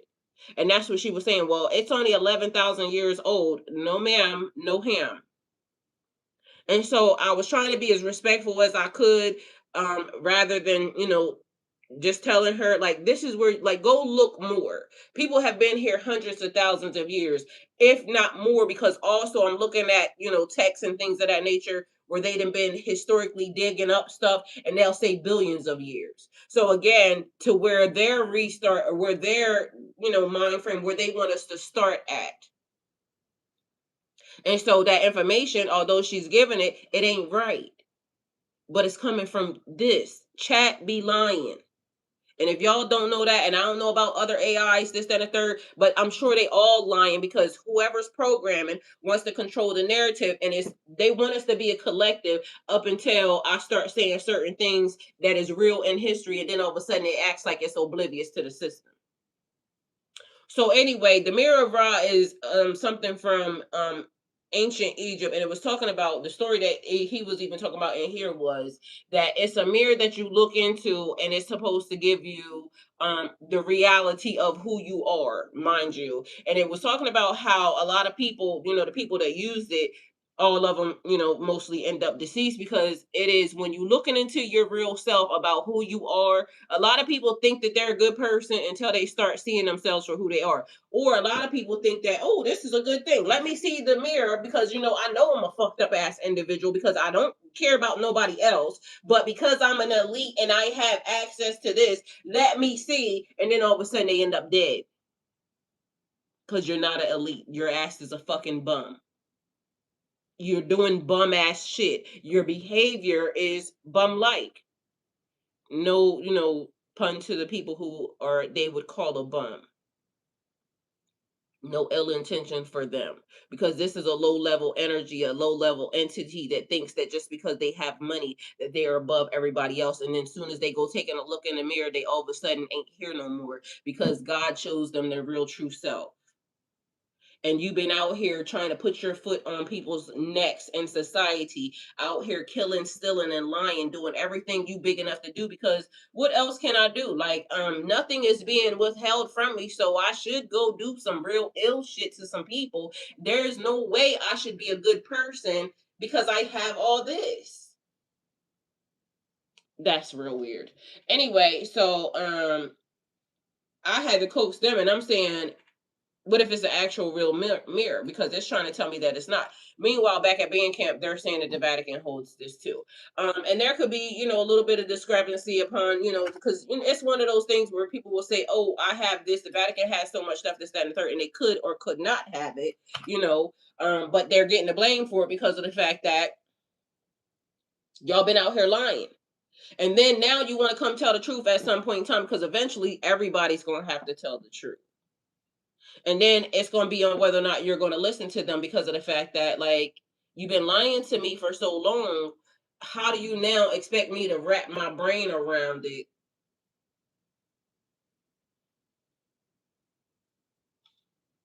I don't know. It reveals the truth, forcing transformation. But mind you, it could be real or not, depending upon. But we will never know because guess what? They're never going to actively want to tell the truth because remember I told you about the Jesuits? Now let's see.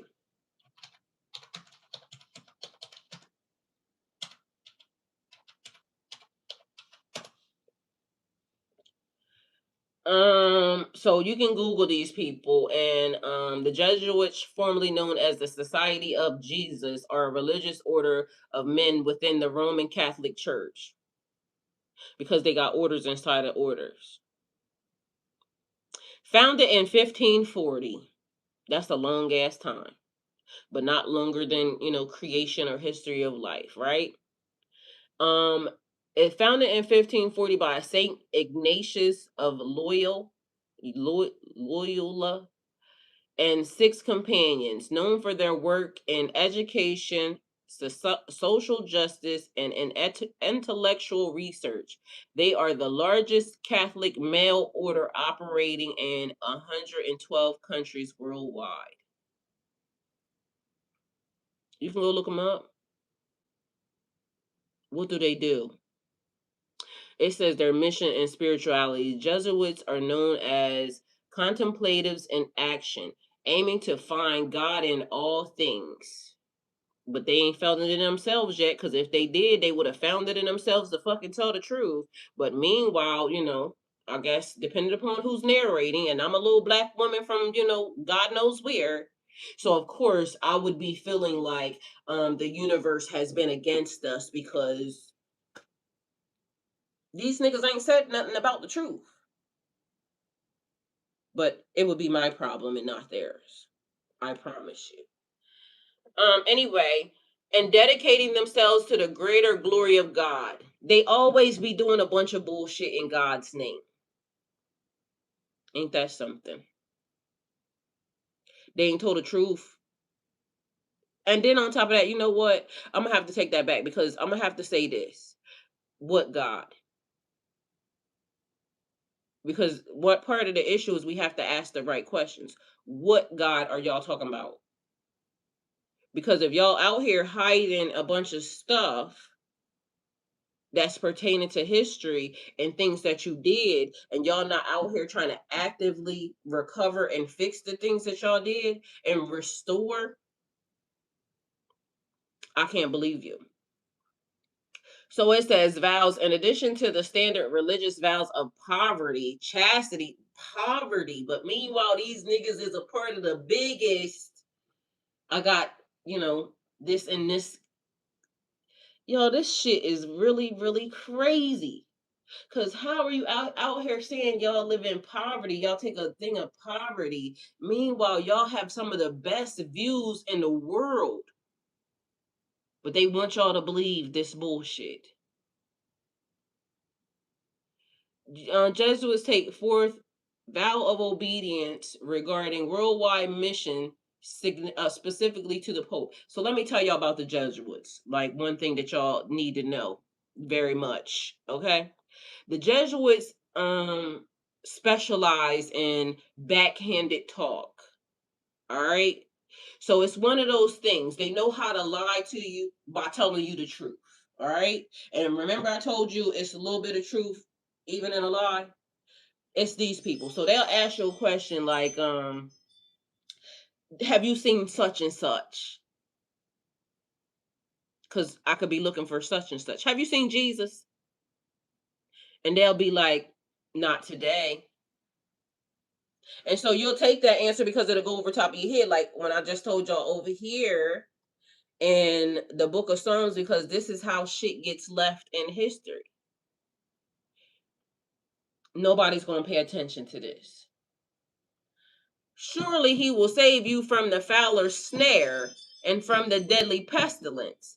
He will cover you in his feathers because your mind is trained to think that, oh, it's just feathers. It's not a real, that Jesus has feathers or that God has feathers or that God is Jesus and da da da da da. Meanwhile, they already told you, Jesus told you he wasn't God because they got to tell you the truth. But then, there's something else that's happening. So, God don't have feathers. It says right here, God has feathers. And for the most part, because I don't have feathers, or you may not have feathers, you might not believe that God has feathers. But mind you, there's a book that talks about the history of beings with feathers. You know who got it?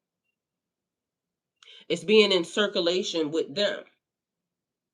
The same way the book that when Adam got kicked out of the Garden of Eden and they told y'all that Adam got kicked out of the Garden of Eden.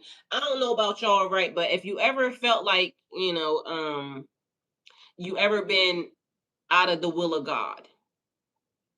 And again, I know y'all don't like the truth, so I know this is, because y'all just do all the right things, right? So I got told one time not to do something, not to help somebody, but I'm a sucker for a love asshole, and I love the person, so I wanted to help the person, right? And so God told me not to use my gift to help a person, but I was in love and I did. And so after I did it, God said, "Didn't I tell you not to do that?" And I said, "Yeah, you did." Okay, well, since you know everything, ma'am, you figure it out for yourself. And I felt like this is the equivalent of when my mother or my father said, "I'm mad at you.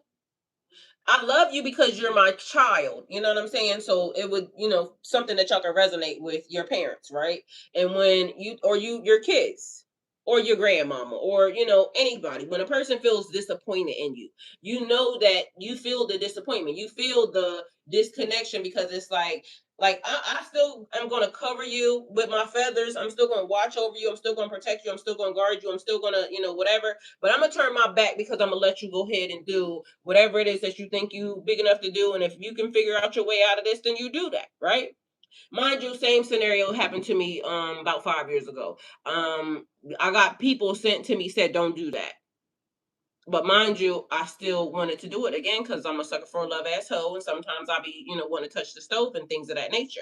But anyway, God sent people to me and told me not to do that. Don't get involved in that. Leave that alone. I still did it. Look at me now, suffering the consequences of what I did. Right? Still trying to figure it out actively.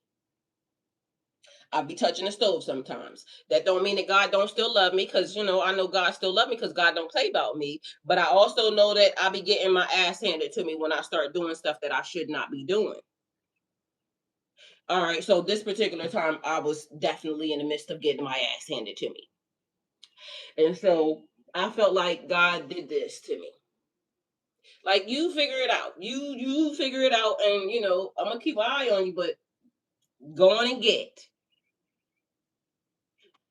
Anyway, long story short, I cried. And so that's the equivalent of how Adam felt when he got kicked out of the Garden of Eden. And so when you cry, you start praying a little bit more because, God, I'm so sorry. Like, I'm sorry. You ain't sorry because I just told you not to do that. And you know what I'm saying? Yeah, I get it. But I was weak. You know what I'm saying? God, please. Yeah, well, you're gonna have to suffer the consequences. All right. Anyway, so Adam went outside of the garden and he prayed. Like, when he got his ass kicked out, he prayed. He said, "God, please, like, I know I did wrong. You told me not to do this, but please teach me how to live outside of here. Like me, God, please teach me how to live like here, because when I can speak to the universe, and I spoke to the universe and stuff would happen. So nobody can't tell me that don't exist because I've been doing it for a very long time. I say something and it's like clockwork and magic. It happens. I knew how things were going to play itself out. And all of a sudden now I don't know how things are going to play out because God said, let me have that. Let me get that up off of you because you clearly used it wrong. So let me get that up off of you. So now you're out here crying. So anyway, long story short, Adam cried. Adam said, "God, please show me how to live outside of the Garden of Eden." So God, heard him. And God said, "You know what? I should, help him out because but he gonna have to search for this. So God sends angel in the book of Brazil. So look up the book of Brazil. This is where you find this at. And so God sends an angel, Brazil, to give Adam a book. And so let me tell you what was in the book of Brazil.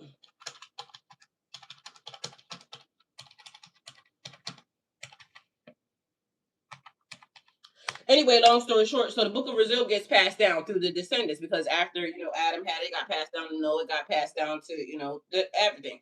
So it says the book is said to contain hidden knowledge about creation of the universe, divine names and sacred languages, astrology and celestial movements, spiritual laws, angelic hierarchies, protection prayers and amulets, and a relationship between humanity and divine.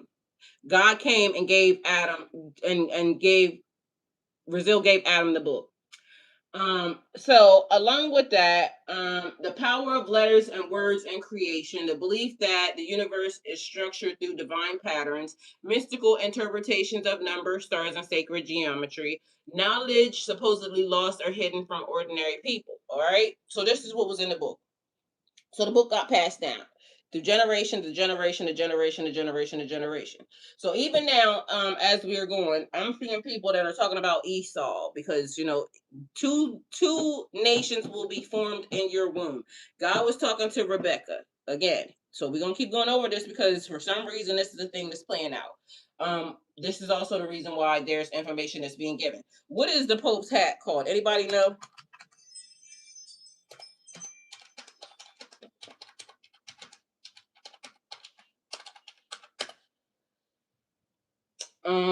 It is called mitre, the mitre. All right.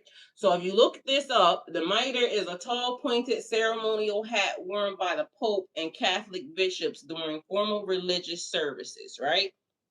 Where did this come from?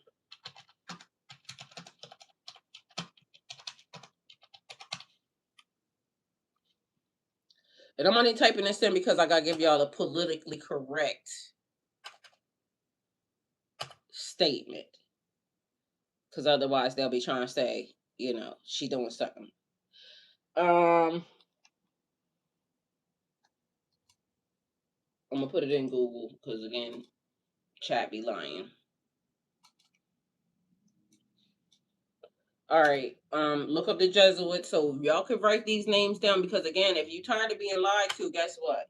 You're still gonna get lied to, but you could be on a better pathway of the lies, okay? Let's see. Oh shoot. Dun, dun, dun, dun, dun, dun, dun. I put in the wrong thing. Let me go over here.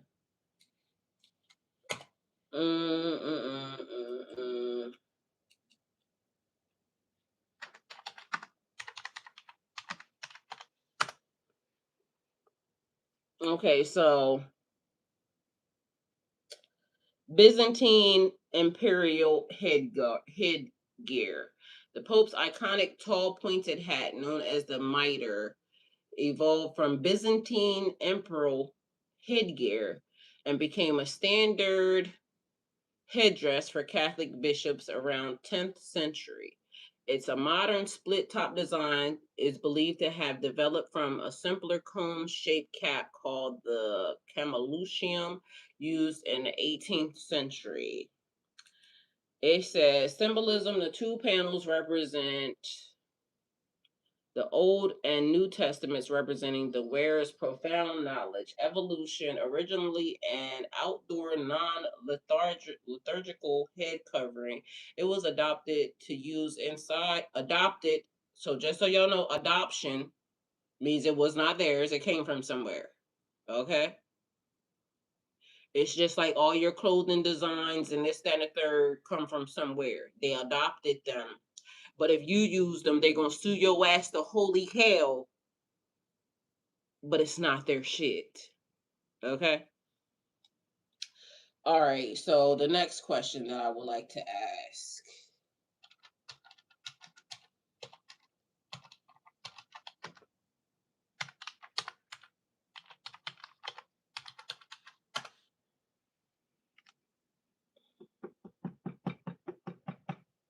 because we're going somewhere. So walk with me now.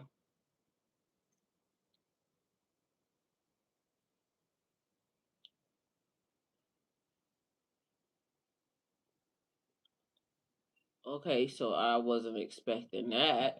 Okay, so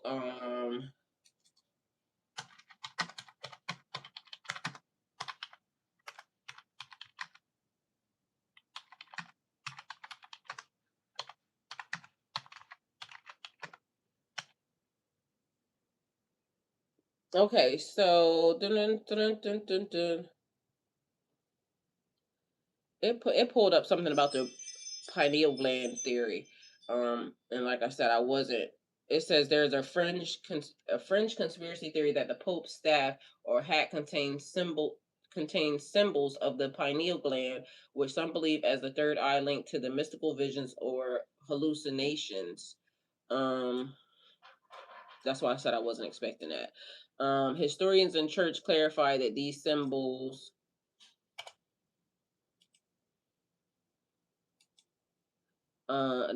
Where we at? These symbols, like the pine cone on the papal staff, are actually ancient Roman symbols of rebirth. Mind you, this should go back older than that. So this is the other thing, because I'm trying to find out where, like, if it's going to tell me, because I told y'all what it does is what they do for their reset. They will try to make it seem like this started here in history. It doesn't. It goes back to ancient Egypt. Like, they're lying. Um,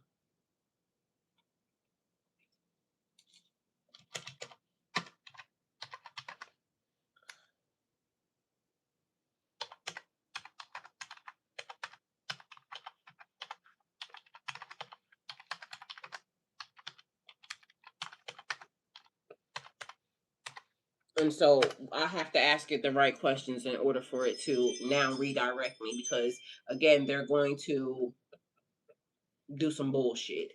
Atef crown conspiracy linked to Egypt is the visual similarity between the modern mitre and Atef crown worn by god Osiris. Appearance like the mitre, the Atef crown was tall and bulbous, featuring a center. Let's see the image, because I don't need y'all telling me a bunch of damn lies. Okay, so I didn't ask for him. I wanted to see the old person. So then now it's going back to only pictures of them when I click the image in. So let me see if I can pull it up. Atef crown. Let me see. Because again, nothing new under the sun. A bunch of lies and a bunch of redirection and lies. Okay, that's what it is. But this is also the thing. As I was listening, Atef crown is right here, is a specific uh feathered white crown of the ancient Egypt deity Osiris. It combines the head jet, the white crown upper. So let's see if we can pull any pictures. It's showing it here, but anyway, long story short, the thing is that when they're telling you magic and things of this stuff don't work, again, it's manipulation. The power of life and death is in the tongue. You can say things, speak them into language, speak them into existence. But mind you, a lot of the things that were from ancient Egypt could do things, right? Because they have mastered certain things. They don't want you to know this. And so this is how they want to keep society down, because they don't want you to be able to tap into anything that is what they call godly, but mind you, it already existed. So I guess that's the crown that they were looking into, that they're saying is the same. It says in theory, some theorists claim that the mitre is a direct evolution of the pharaoh style headgear to suggest that papacy inherited ancient Egyptian pagan authority. But why are they telling y'all that ancient Egyptian is pagan? You see what I'm saying?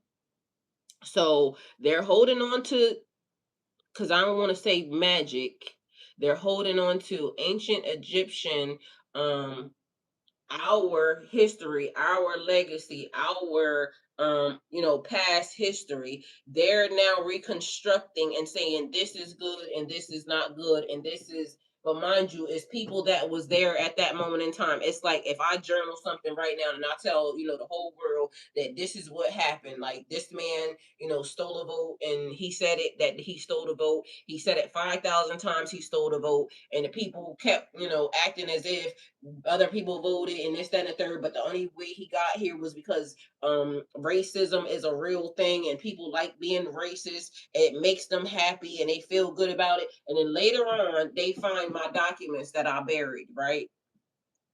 And then all of a sudden, somebody at that time says, "Oh no, that's not going to do because of the fact that it don't go along with our narrative of how the world has progressed or lack thereof." Mind you, I didn't lie. The nigga said exactly that. He said it himself. Because of my friend, da da da da da, he's good with numbers. That's the reason why I won. This man has said it 32,000 times, but people keep acting like they don't hear him saying, I stole an election, because that's not what's important to people. People will act as if racism is a problem, but they only get upset when they get called on being a racist. They don't care about being a racist while they're doing the behavior. They only care when you acknowledge it, you see it, and then you report to the other people, this nigga racist. It's never their behavior that makes them upset. It's always somebody reporting on it. Like they don't care about being child molesters and pedophiles or any of that. They only get mad when you say it. Which is weird to me, because if you can get mad at people saying it, then you should not be doing it. If you are a racist and you're mad at people for knowing it and you're going to lose money behind it, but you want to keep it hidden, like be proud of who you are. I'm glad to know that, because I don't want to be nowhere near you. And it's not that you shouldn't be who you are. You're going to have to play this thing out. This is your walk. This is your journey. You're going to have to figure it out. But meanwhile, I'm actively telling y'all that it's some people that is sitting in very high places that are telling you how to, run your pathway. They're manipulated behind the scenes. They're manipulating even still to this day. They're not telling you the truth. They're saying, do what I say, not do what I do. Like, I'm gonna tell you that, crime is bad. Don't you be a criminal, but they can be the biggest criminals ever. I'm going to prosecute you if you do criminalistic behavior, but they're not being prosecuted. And this is the reason why I keep saying, like, people have to pay attention, because are you going to be a person who silently agrees with this system and says, okay, well, we're going to, clap and root for the people who are out here doing the most ungodliest things, and we're going to condemn a person because a lady came over here and she said that, she's sickly, and we should all care. And we should all care because it's another person. And if we were sickly, we would want somebody to care. But the government is saying, we're wealthy. We don't give a fuck that y'all are sick. I don't like that, and y'all shouldn't like that either. Because again, we're over here talking about if they control the narrative, if they speak it into existence, or if they put it out into the universe, like they know how to name a thing, and then we just follow along with it. And now it comes into our reality because we basically agreed. It started as a glitch. When did everybody start waking up? Who put the time limit on when everybody was going to wake up? So one, who owns the earth? Because apparently they do. Gleaming Team, hi, welcome. Thank you for being here. Spencer Ward, thank you for being here. Who owns the earth?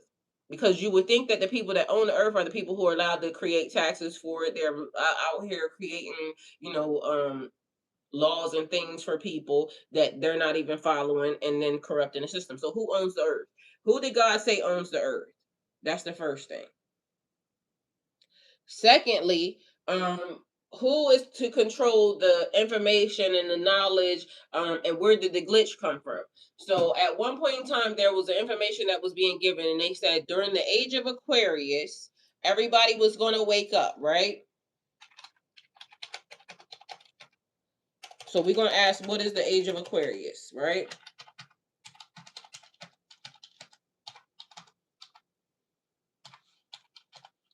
And so now the people are saying the narrative, we're going to give full disclosure. There is no such thing as full disclosure from these people because all they do is lie. So you have to remember it's going to be a backhanded something. It's going to be, I'm going to give you a little bit and then I'm going to take it right back. So the Age of Aquarius is an idea from astrology that it comes from um, astrological ages. So what it is, the Age of Aquarius is believed to be a future or just beginning era associated with traits of zodiac signs. The sign Aquarius. It's innovation, technology, collective thinking, rebellion against old systems, humanitarian ideas. So the thing here is the rebellion against the old systems. It's also people waking up, the Great Awakening, right? What is the Great Awakening? And then y'all notice when they started saying that conscious thinking, right? That's what they called it. But mind you, this is old, okay? So the Great Awakening, in history, the Great Awakening refers to a series of religious revival movements in the 1800s, especially in colonial America. What happened? People experienced intense religious revivals. Preachers emphasized personal faith over institution. It helped people shape American culture and identity. Modern spiritual awakening meaning. Today, the Great Awakening is also used with a spiritual community to describe a large scale shift in human awareness. People use it in this way, often meaning. Okay, so at some point in time, and this is when this book came into existence. Again, this ain't new. It already happened, right? God said he owns this bitch, and period. But meanwhile, they acting like they own it, which they keep acting like they bigger than God. And this is where I'm telling you, pay attention to who keeps thinking that they're bigger than God. God gave us free food, free air, free water, free seas, free. I just told you about the book of Brazil. God gave us what was here. And then the people who are pretending to be God said, I'm going to give y'all seeds, but I'm going to sell it to y'all. Y'all can only use them at this point in time. You can't do this because there's a danger in you using these seeds over and over again. No, it's basically a monetary thing in order for them to be able to get money. Anything that they have given us, if y'all realize, we have to pay for it. When God gives you stuff, it's free. God don't give you nothing and take it back. You have to give it back. The enemy to kill, steal, and destroy, the devil, the one that is here, that is present, that y'all keep talking to, is the one that is in control, that is giving us stuff, technology. You have to pay for it. I'm gonna give you a better card. Like this card is not a good card. Mind you, all the gasoline cards was fine. But because they needed to be able to make money off of it, I need to give you a better car. I could give you batteries that last for forever, but why would I give you that? Because I need you to be able to pay for another battery. It's wasteful. The enemy is wasteful.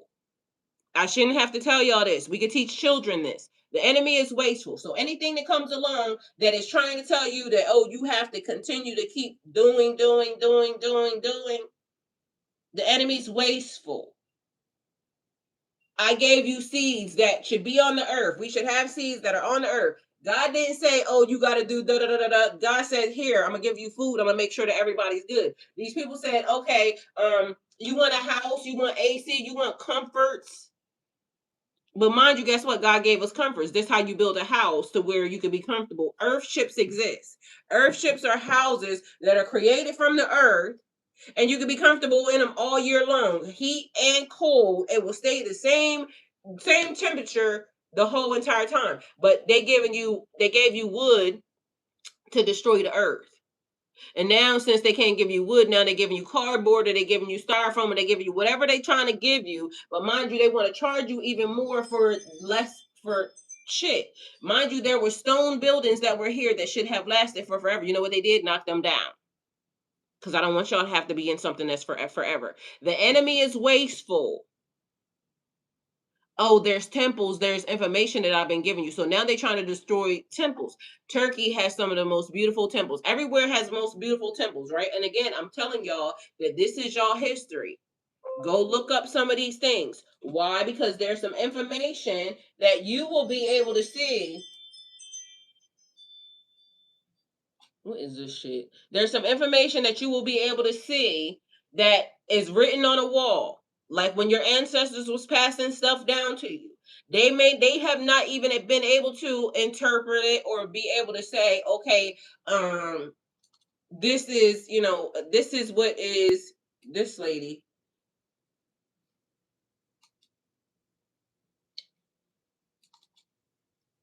About the hantavirus cruise ship, are you worried that we might end up in another lockdown? Y'all better worry about your health, because at the end of the day, that ain't nothing but another thing, another distraction. That's what it is. But anyway,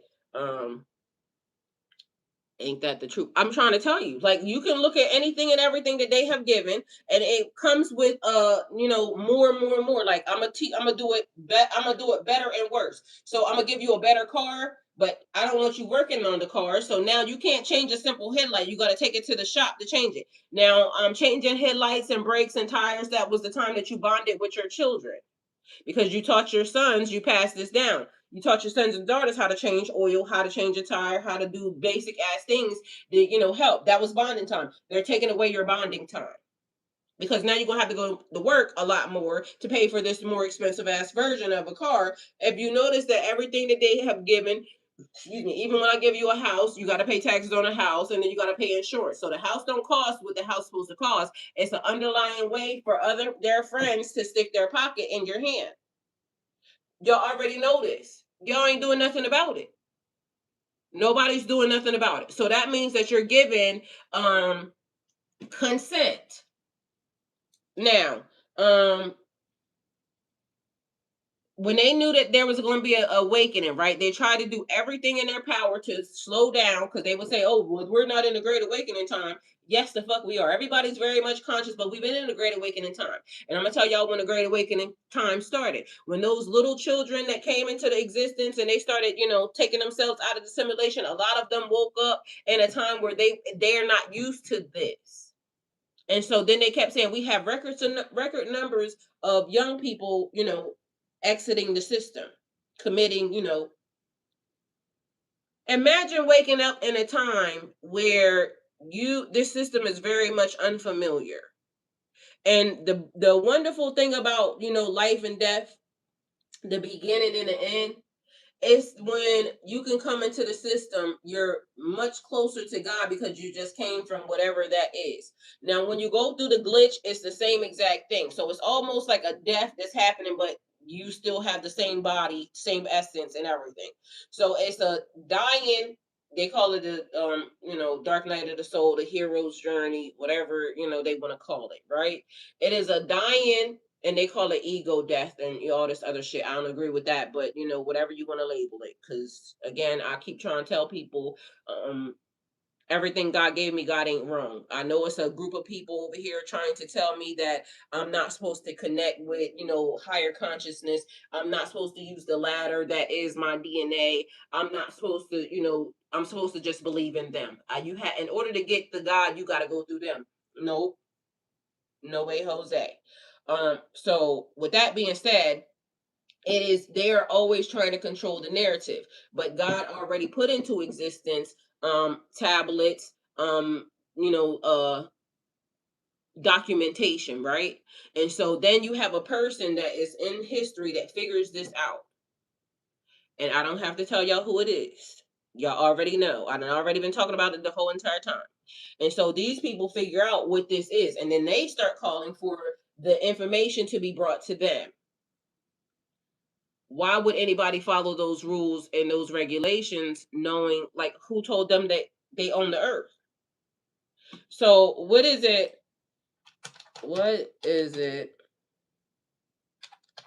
when you make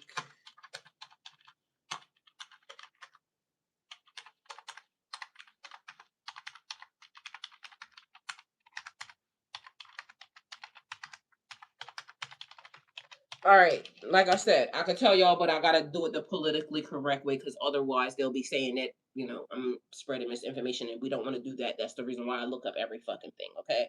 Because then they can't say it, because anyway, so unconscious or implied agreements. In law and everyday life, you can be bound by agreements without fully reading or actively noticing them. but not in a mysterious way. It's more in a procedural way. So this happens, terms and conditions.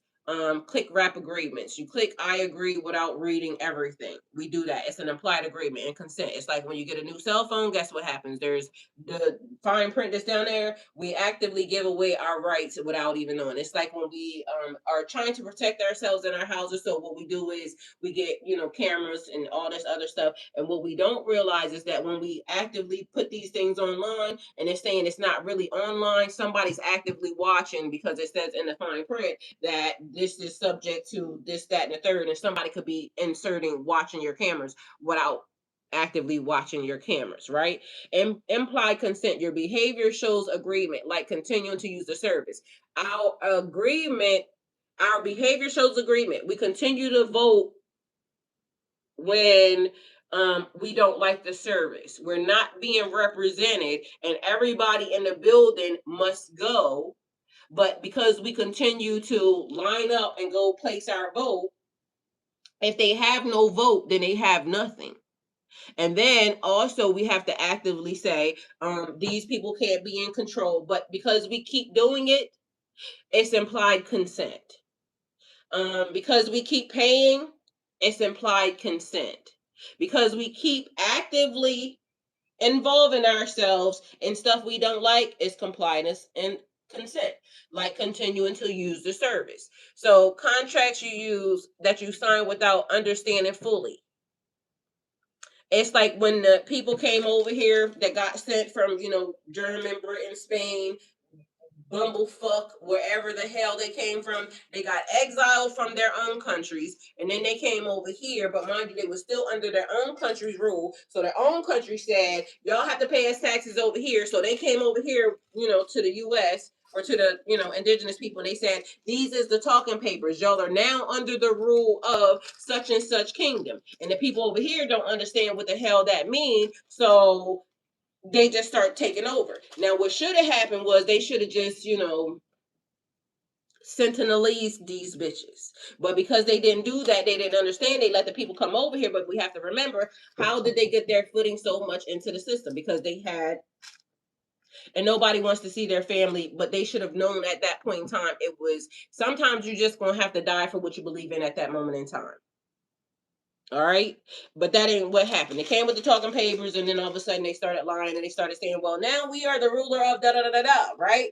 So then after the people that came from over there are now over here and they got the talking papers. But remember, the people that are over here are still under those rules. So they still got to figure out what they're doing over here and over there. And then they decided that, well, shit, we is far enough away from them bitches. We don't got to listen to them no more. So let's start a civil war because we want to be free. But mind you, we ain't free. Like, they came over here from there, and then they had the audacity to now want to fight where they came from, and they don't realize that we should be fighting them. They're trying to say that we're wrong, but mind you, it's the same shit that they did over there. But they got the talking papers, and mind you, just so y'all know, if y'all go look up the treaties, even the court system said they're wrong, but the court system is so fucked up and so unjust that the court system is not enforcing the behavior because the court system realizes that these people ain't got nothing to do with nothing. Then they got a narrative, and however it happened, the more people that over here, because my dad's family is Moors, like even when they talk to me about it, they talk to me about Moors, right? So apparently the Moors that were over here sold out the family that was over there. So it could have been a family rivalry and a beef that was happening. Either way, we will never know because guess what? The talking papers, we didn't understand, but whoever was over there that was brokering deals, because this person, Amber, what you say? Somebody in the chat earlier said, and it pertains to this right here, right now. So Blue Sapphire said at one point in time, where you say it's at? Blue Sapphire, you said something about the ancient bloodline.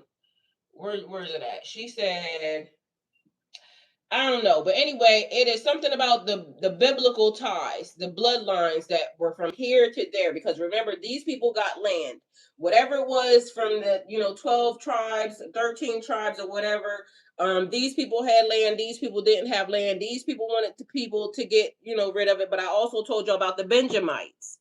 Oh, Amber, what you say? Amber said it was her. What did you say, Amber? Hey, Uncle Luke Jukebox. Hi, welcome. So, remember I told y'all that the Benjamites, when the Levite went to visit the family, the Benjamites, when he got to the area, which they normally wait, it's a custom, right, with the people. You wait till you're welcomed into the empire. So he went to the designated area and he had to wait. Nobody from the Benjamites showed up. And so somebody else knew that the Benjamites was now under pagan, this, that, and the third, and that the Benjamites, who are also a part of, a covenant bloodline, have now intertwined themselves in the business of, they call them the Gentiles, right?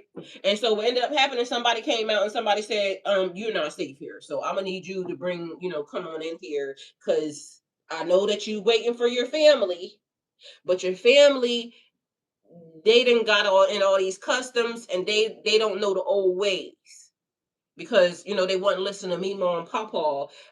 They kind of got intertangled with these other folks, and they don't know the behavior anyway. So they got them to the people house, right? And so the Levite went into the house with the people. And so when the Levite got into the house with the people, y'all can look it up. When the Levite got into the house with the people, the men showed up, the Gentiles showed up. Let me show y'all where it's at. The Gentiles showed up and they said, let that man, the man that just came into your house, we want him. We want to know him. What's the scripture for the...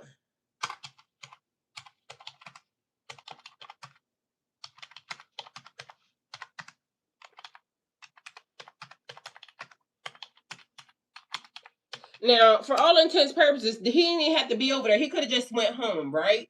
It says the story of Judges, because also, just so y'all know, God has already told us that the judges was going to be corrupt. All right. So when the children of Israel, something happened, and in the book of Jubilees, it tells you the whole entire story. But what it ends up saying is that God appointed a judge to take care and to designate and for people to know about the children of Israel.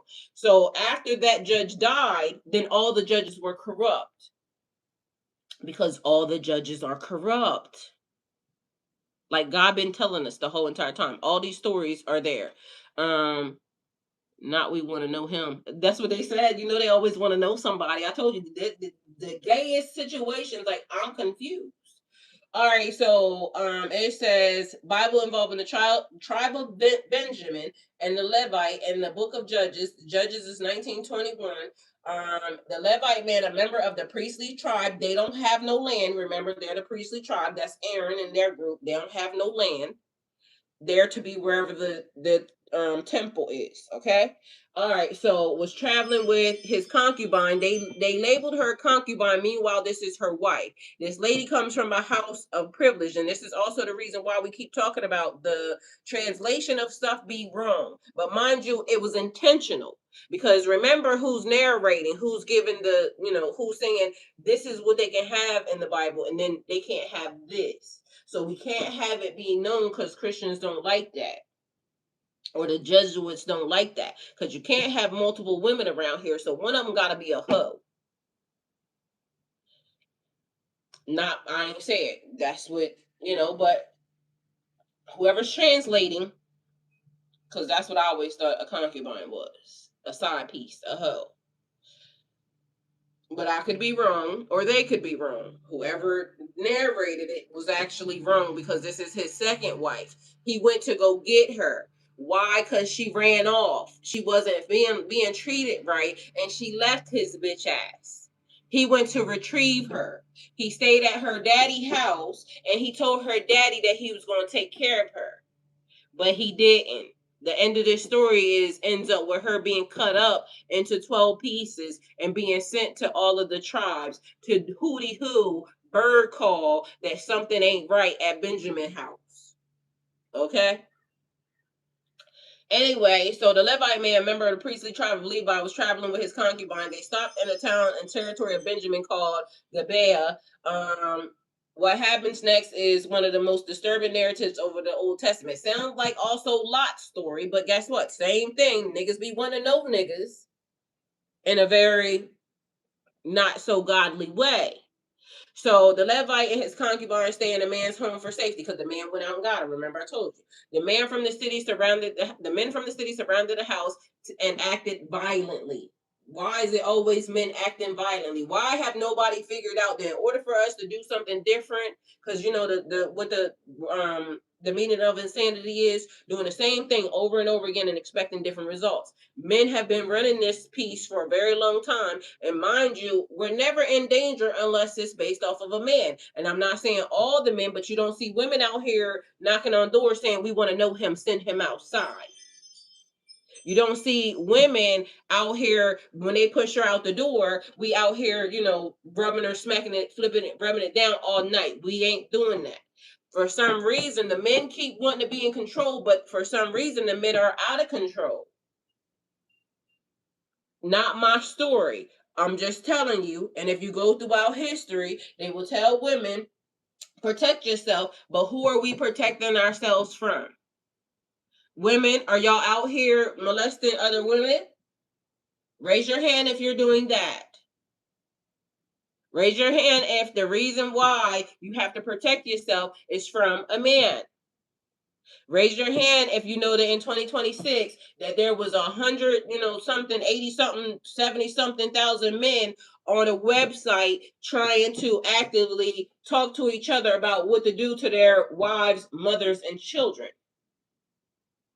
Raise your hand if at some point in time you understand that the men, or lack thereof, is a part of the problem. But meanwhile, they're acting like they're not a part of the problem.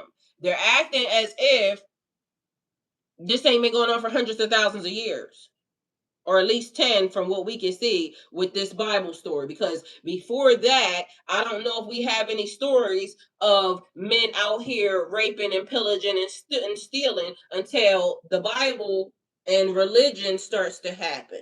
So I'm not going to say we wasn't doing it. I'm just saying that there is things throughout history and time when they said we have had peace for this amount of time and women and things were not being molested. But even if they were, guess who it was happening from? So if I really wanted to be, any type of way, I could almost say that, women, we have to get rid of the men. But we know all men are not the problem. I don't know what then glitched in a lot of their brains, but clearly it's them. Some men will say it's not them, but meanwhile they actively have took something from a girlfriend, a wife, and they'll say it's not their problem, they're not their issue. But I ain't saying nothing. But I'm just saying it's food for thought. Women ain't out here molesting themselves. And not to say that women ain't molested somebody, growing up. I'm not saying that. What I'm saying is when it comes to the power structure of why shit is wrong, it's somebody that's running around here using the male description that is actively fucking up something. Mind you, they out here wanting to know each other. So they even taking from each other. That's how sick this is. Okay. So anyway, the other tribes, hold on. So we're gonna go back up here. So it's in the book of Judges, and the men from the surrounding city surrounded the house acting violent. The concubine is harmed and later dies. Why? Because the part that they missed in the story is the Levite, the man, her husband, her defender, her protector, in order to save his own booty hole, he threw her out the door. But the Christian people don't want you to know that either. But a priest did that. Mind you, in life and right now, I'm sure y'all have heard the stories, and it's not me telling, doing it. It's me just telling y'all that y'all have heard the priests be out here touching on the little people, and then nothing ever happens. They get moved to other buildings. So again, I'm not telling nobody to do it. It's been happening, and nothing happens. Nobody gets punished for it. And then they're saying that they love God and they're pastoring and they're preaching God, but mind you, they're doing the most ungodliest things. So you can't tell me that it's of God and then you get caught doing this and then I'm supposed to believe. And yeah, people do make mistakes, but the people who know that they will get their ass handed to them will not do that. Even if it's a thought like, how would you even do that? It's something in you that says, don't do that. So the Levite sends pieces of her body because, he took her back home. First and foremost, they locked the door on her ass. So when she got back, when the men let her free in the morning, she got back to the house. And I'm telling this story, and I've told this story multiple times in the past month.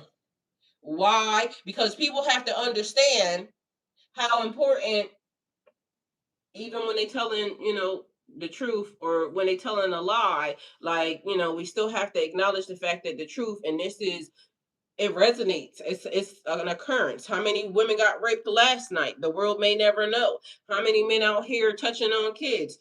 They sitting in seats of power, but mind you, never being told to step down, never being held accountable, never know nothing. Anyway, long story short, when she got there, the door was locked. If you know that you threw a bitch outside to get molested to a bunch of niggas, you didn't think that you should leave the door open for, but no, you were protecting your own ass because you didn't want your butt to get, spread and wide and killed. Anyway, long story short, he steps over her because now he's disgusted. He steps over her and tells her, bring your ass on. I just got raped all night long because you threw my ass outside. They wasn't even coming for me. They wasn't even checking for me. They wanted you. And so you threw me outside, and then I get treated like, dirty toilet tissue. And then I get to the door of the nigga that threw me outside, and I still don't get no compassion for this nigga. He tells me I got internal bleeding and everything else, and he tells me to get my ass up and get on a fucking horse. And then I died along the way. And then not only do I get a proper burial and get turned, back to, God and prayed over or nothing else, this nigga gets me to the house, cuts my body into 12 pieces. Now I get it because he was basically calling for the family. We got to come together because the Benjamites, our cousin Benjamin over here, his area is fucked up. He's not holding to the godly covenant. So it says Judges 20 and 21, what follows after this. The other tribes of Israel demand justice from Benjamin. But mind you, remember I already told you, Benjamin is them hitters. Benjamin is like the team of warriors. So Benjamin also not controlling his area. Benjamin then now done messed up the covenant because Benjamin is now allowing the Gentiles and some, real weird stuff to happen. He's not controlling his area. So now it says a civil war breaks out between Benjamin and the rest of Israel. Meanwhile, God told us not to argue and fight because these are our cousins. So now we got to go to God about it. So now we got to go to God because Benjamin said, fuck off. Like, I don't care what they did. I don't care how they did it. I don't care that your, bitch got took. I don't care that, and I'm saying it that way, but that's basically what he did. I know y'all don't like the way I'm saying it, but y'all should honestly not like the way it got done. That a priest threw a lady, his wife, that he went to recover from her father's house after she ran away because he wasn't treating her right. He didn't know that he should have just left her alone. And then when he goes and recovers her, now she ends up dead. But y'all don't like the way I said it. I can feel it. Because why? The truth is the truth. And, I'm the problem. I know. This is the reason why the world is going to be the way that it is. Because y'all demonize the conversation. You don't demonize the behavior. Because somebody's mad. Oh, she said it like that. She's talking about a Bible story. You the same bitch that sit in the congregation knowing that your pastor out here raping people. Because it's okay for that to happen. It's not okay for, somebody to talk about it and cuss. I have strong feelings about stuff like that. Like, it's kind of sad that in this day and time, and even back in, 1302, women can't be protected by somebody that, claimed ownership or right over them to be their husband, their man, their protector, their anything. We just got to suck it up, buttercup, and act appropriately. Be a beautiful young woman so you can get, taken advantage of and abused. Because your body is not your body. And if it, saves me from getting molested and my booty hole getting touched, I'm going to pluck you out the door. Anyway, Benjamin said, fuck off. All right. So the tribe of Benjamin is nearly wiped out. Why? Because they went to God about it. And they ended up telling God, the other tribes, Benjamin people did this. And so we need to fight Benjamin. God said, good, go ahead and do it. Benjamin beat their ass on the first day. They had to go back to God about it again. God, are you sure we should be out here fighting Benjamin? Because Benjamin then took out a little bit of our people. God said, go back after Benjamin again. Anyway, on the second day, the next day, Benjamin, his whole crew almost got wiped out. Benjamin later ran up in the hills, right? Because the people that they had left. Anyway, so later Israel finds a way to preserve the tribe so it doesn't disappear completely. You want to know what they did? So after the family that left, because the Benjamites ran up in the hills and this and the third, and they hid. After everybody dispersed, because people get tired of waiting. Like we don't even know where these niggas at. They done ran. You know what the Benjamites did? The same thing that they actively got in a war for with them. They went and ran through some other tribes and pillaged and killed and stole the women. They said, kill all the women that have babies and the kids and everything else. And then they took the virgins. And that's how they created their nation. The end. Great story, isn't it? Well, you're not going to find all that. So let me see. Because the Bible said, and the Catholic Church said, that's too much information for them. We can't tell these people that because, you know what I'm saying, they're not going to be able to. They think y'all stupid. That's what they say. Even, with the government, when they talking about aliens and this and the third, they said, y'all can't handle the truth. We can't tell y'all this because y'all kind of slow and y'all brains is going to get warped. And then we don't know what we going to, do with y'all if we start telling y'all too much stuff. And that's basically what they said. So I'm going to say, watch this. How did Benjamin, because it say right here, it says, biblically, it often is interpreted of an example of moral collapse in Israel during the time of Judges. So moral collapse, a warning about lawlessness. Everyone did what was right in their own eyes, because Judges 21 and 25, that's what it says. A setup for why Israel later demands strong centralized leadership leading towards monarchy. So why the tribe of Benjamin reacted the way they did? Let me see. How did Benjamin... Because let me see if it tells me. This is what I want to know. How did Benjamin restore their society?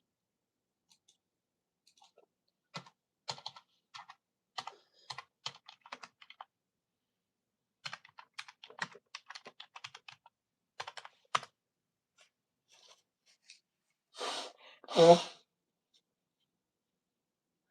right, so it says, after the Civil War in Judges 19 and 21, the tribe of Benjamin had almost been wiped out. Only a small group of men survived. The rest of Israel then had to figure out how to preserve the tribe without breaking their own oath not to give them wives. Okay, because they still felt like they were accountable because Benjamin is a part of the tribe, and now he only got 600 men. But mind you, Benjamin is the reason why the beef happened, because Benjamin was controlling his own people. It says Benjamin was defeated. Only 600 men survived. Most of the tribe's women and children were gone. Israel had made a vow not to let their daughters marry the Benjamites. So the rest of the tribes wasn't going to let them marry them. Mind you, that was also an issue because God told them not to marry outside of, whatever else. So whoever they married probably wasn't even in covenant anyway. So that would create now, which would be a curse based off of that. But, we ain't going to say that. In Judges 21, Israel realized one of the 12 tribes was about to disappear, but they had also sworn an oath not to directly give wives from their own tribes. So they needed a workaround. The solution they used, Judges 21, it says, the city of Jabesh Gilead, Israel found that this city had not joined the war or oath. They attacked it and took 400 virgin women. These women were given to the surviving Benjamites. But mind you, it's acting as if everybody did it. That's not what was given. Let me see. So the festival of Shiloh, there was a yearly festival where women danced. Israel told the remaining Benjamites to kidnap wives from the dancers. This provided the remaining needed wives. All right, so in those days there were no kings in Israel. Everyone did what was right in their own eyes. Judges 21. So this, I'm gonna ask, where did this come from? Let's see. It says something about Judges 21, but where does it say this at?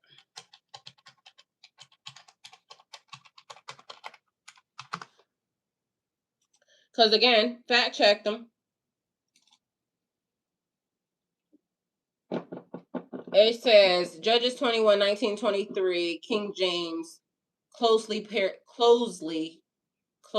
paraphrased. Then they said, behold, there's a feast of the Lord in Shiloh yearly. Judges 21 and 19. So that's all it says. So I guess they figured that was what they said. But mind you, this story is actually in the Ethiopian Bible, and then I'll tell you where it's at, because then they'll tell you the whole entire story. It ain't loosely or closely paraphrased. It is actively told, because that's where I got it from. It says, Israel then tells the Benjamites, go and lie and wait in the vineyards and see and behold, if the daughters of Shiloh come out to dance, and the dances they come ye out the vineyards, and catch every man his wife. Judges 21, 20 and 20. 21, 20 and 21. So technically all you did was tell them to go steal again. So where is this story? No, let me ask you this. What does the Ethiopian Bible say about this? Same place.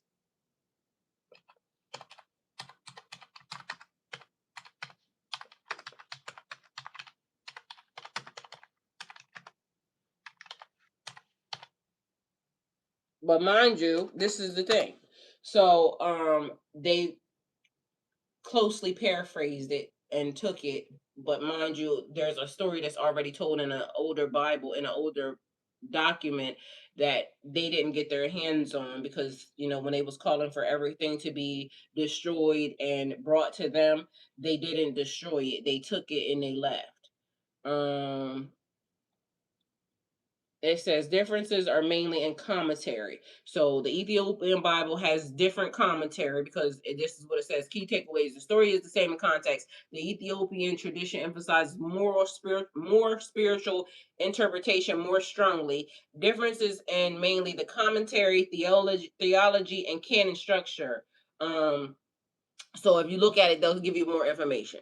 But why would they take away from a story that was already started? Why would they loosely paraphrase? But mind you, in the other one, it don't say that they had no hand in it. It's what they did. They ran away from the people, the Israelites. And mind you, just so y'all know, Israel is not a land, it's a people. So in case nobody told you, because the people that's in the land that's doing all the weird shit, it's again, you're telling me to do something and to be a good person, but meanwhile you're morally corrupt, because you're out here killing people, and then you're saying it's in the name of God, but meanwhile you're trying to sell me God again. Like, you're trying to sell me the information and the knowledge. You're trying to pitch me on it, but God is God. God exists. So do with that information what you will, but it's there.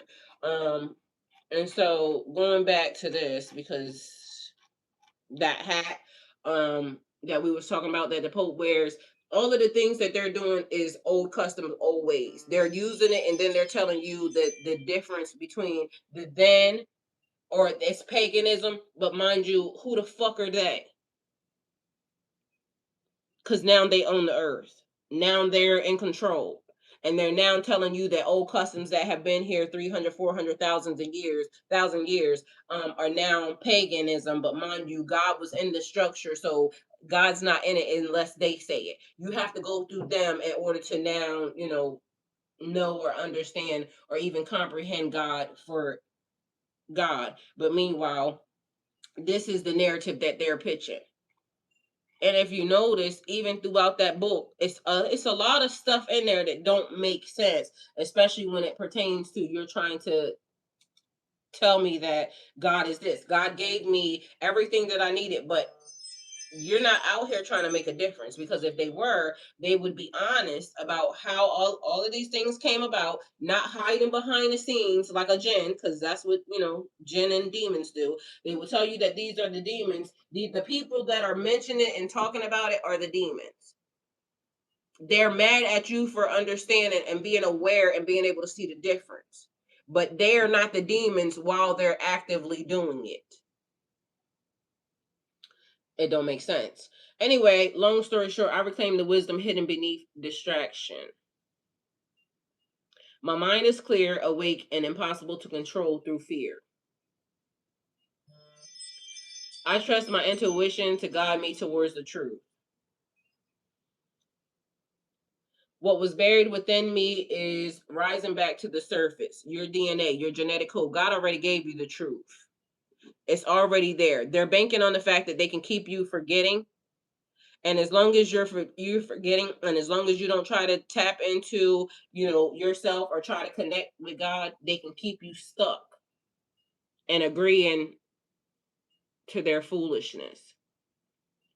I break cycles that were never meant to define me. My consciousness expands beyond limitation and conditioning. They're sending your kids and us to schools that they don't send their kids to. They're giving us information, a lack thereof, but mind you, giving them and their kids higher knowledge and information, stuff that should be for everybody. But meanwhile, they're using it just for them because they think that they're better than you. I remember my strength, my purpose, and my voice.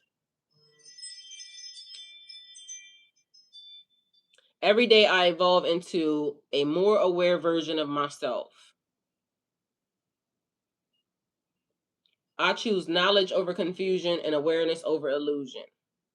Do you really want to know the truth? Do y'all really want to know the truth? Because if you do, start saying that.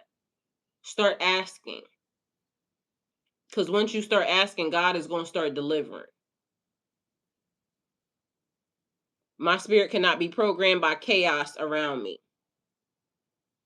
They're not in control. God is always in control. Not the God that they're creating, not the God that they're trying to be. God is in control. I am connected to generations of wisdom and resilience. And start paying attention to everything that's being said. And not just assuming just because you can't see with your eyes, or just because you are thinking that I'm a person, I'm a human being, I'm here. Know that you are a light being. This is just a suit, a covering. You're infinite. You're an energy. I am connected to generations of wisdom and resilience. And that's what they're afraid of, you tapping into and you knowing that. Truth reveals itself to me at the right time. And even if it's just a thing where we're trying to figure out how to undo what they did every day, little by little. I protect my energy, thoughts, and inner peace. They are not authorized. I'm not creating covenants with entities and beings outside of God. I'm already in covenant with God, not their God, not their programming. My evolution begins the moment I choose awareness. I can handle the truth. God knows you can handle the truth. And we have to be mindful that when we ask for the truth, we can't tell God how to deliver it. So some things may piss us off, but you would still want to rather have the truth. I release fear and step fully into clarity. I am more powerful than the system designed to limit me. And they are designed to limit you. That is their benefit. Mind you, why do they think that they should live better than you, be able to spend their time in beautiful places? Meanwhile, you out here trying to struggle to, feed your kids, or trying to struggle to go to the doctor, trying to struggle to do something that is basic necessity. When God said yes, when God says yes, nobody can say no. Who the fuck do they think they are? They don't own the earth, but they're acting as if they own the earth. They're controlling as if they own the earth. Who said they own the earth? My memory, creativity, and intuition grow stronger every day. I refuse to forget who I am. I am awakening parts of myself that were dormant for too long. The things that they try to disconnect, the things that they try to turn off. Climbing the ladder that is your DNA, ascending, getting closer to God, the one and only. Before they intercepted, before they interfered, before they plotted. And like I said yesterday, it's almost a design like they trying to lock God up into a box, and then we have to figure out how to go rescue God because they teamed up on God and try to put God in a little cell. And now we have to go get him and figure out how to recover God. Do with that information what you will. I'm awakening parts of myself that were dormant for too long. My mind, body, and spirit move in alignment with truth. And God can always do it. Mind you, God been warning us the whole entire time, because if you go look at the old text, God has been warning us the whole entire time. The people are going to be hard-headed. They're going to forget. They're going to get away from. They're going to lose this, that, and the third. Like, God has been telling us the whole entire time. And even in the end, God says, we recover. We recover the covenant, and we will be blessed from then till now and after that, from beginning to end. And if we know God don't lie, no matter what they try to put into the system, guess what? We will always be blessed, no matter what they try to say, no matter what they try to take from us, no matter what they try to do, no matter what they try to insinuate. We know that in the end, God wins. So with that being said, that's the message. Hopefully it helped. Thank you guys for being here. Like, comment, share, subscribe. It started as a glitch, the awakening. Those who control memory control evolution. You control the system. You were never meant to forget this. Seek and ye shall find. To whom much is given, much will be required. You have to search. So with that being said, like, comment, share, subscribe. Always go with God. Majestic Grace, I love you. Thank you for being here. Amber, thank you for being here. Blue Sapphire, thank you for being here. Mike Hill, love you. Thank you for being here. I am Light, love you. Thank you for being here. Even though you was trying to be messy, but you know what? God love you still. And God get him. Anyway, Rochelle, love you. Thank you for being here. Gleeman team, I love all y'all. Thank y'all for being here. Amber, I think I said everybody. If I didn't, charge it to my head, not my heart. Where is Miss Kelly at? Miss Kelly, where you been at? Anyway, if you wish to donate towards my channel, super stickers, superstars are definitely appreciated. The link in my bio goes to my GoFundMe, and my Cash App is there as well. So if you wish to donate, there's ways. Also, like and comment, and because if you can't, liking, commenting, and sharing definitely does help. I'm trying to get into programs that will help me be able to support and take care of myself, and continue to be able to get the messages and give them to you. So with that being said, y'all have the day that I deserve, have the day that y'all deserve, and so will I. That's what I'll be saying. Either way, thank y'all for being here. Now we want to, yeah, that's the grace. You know how they be doing. Y'all have the day y'all deserve. And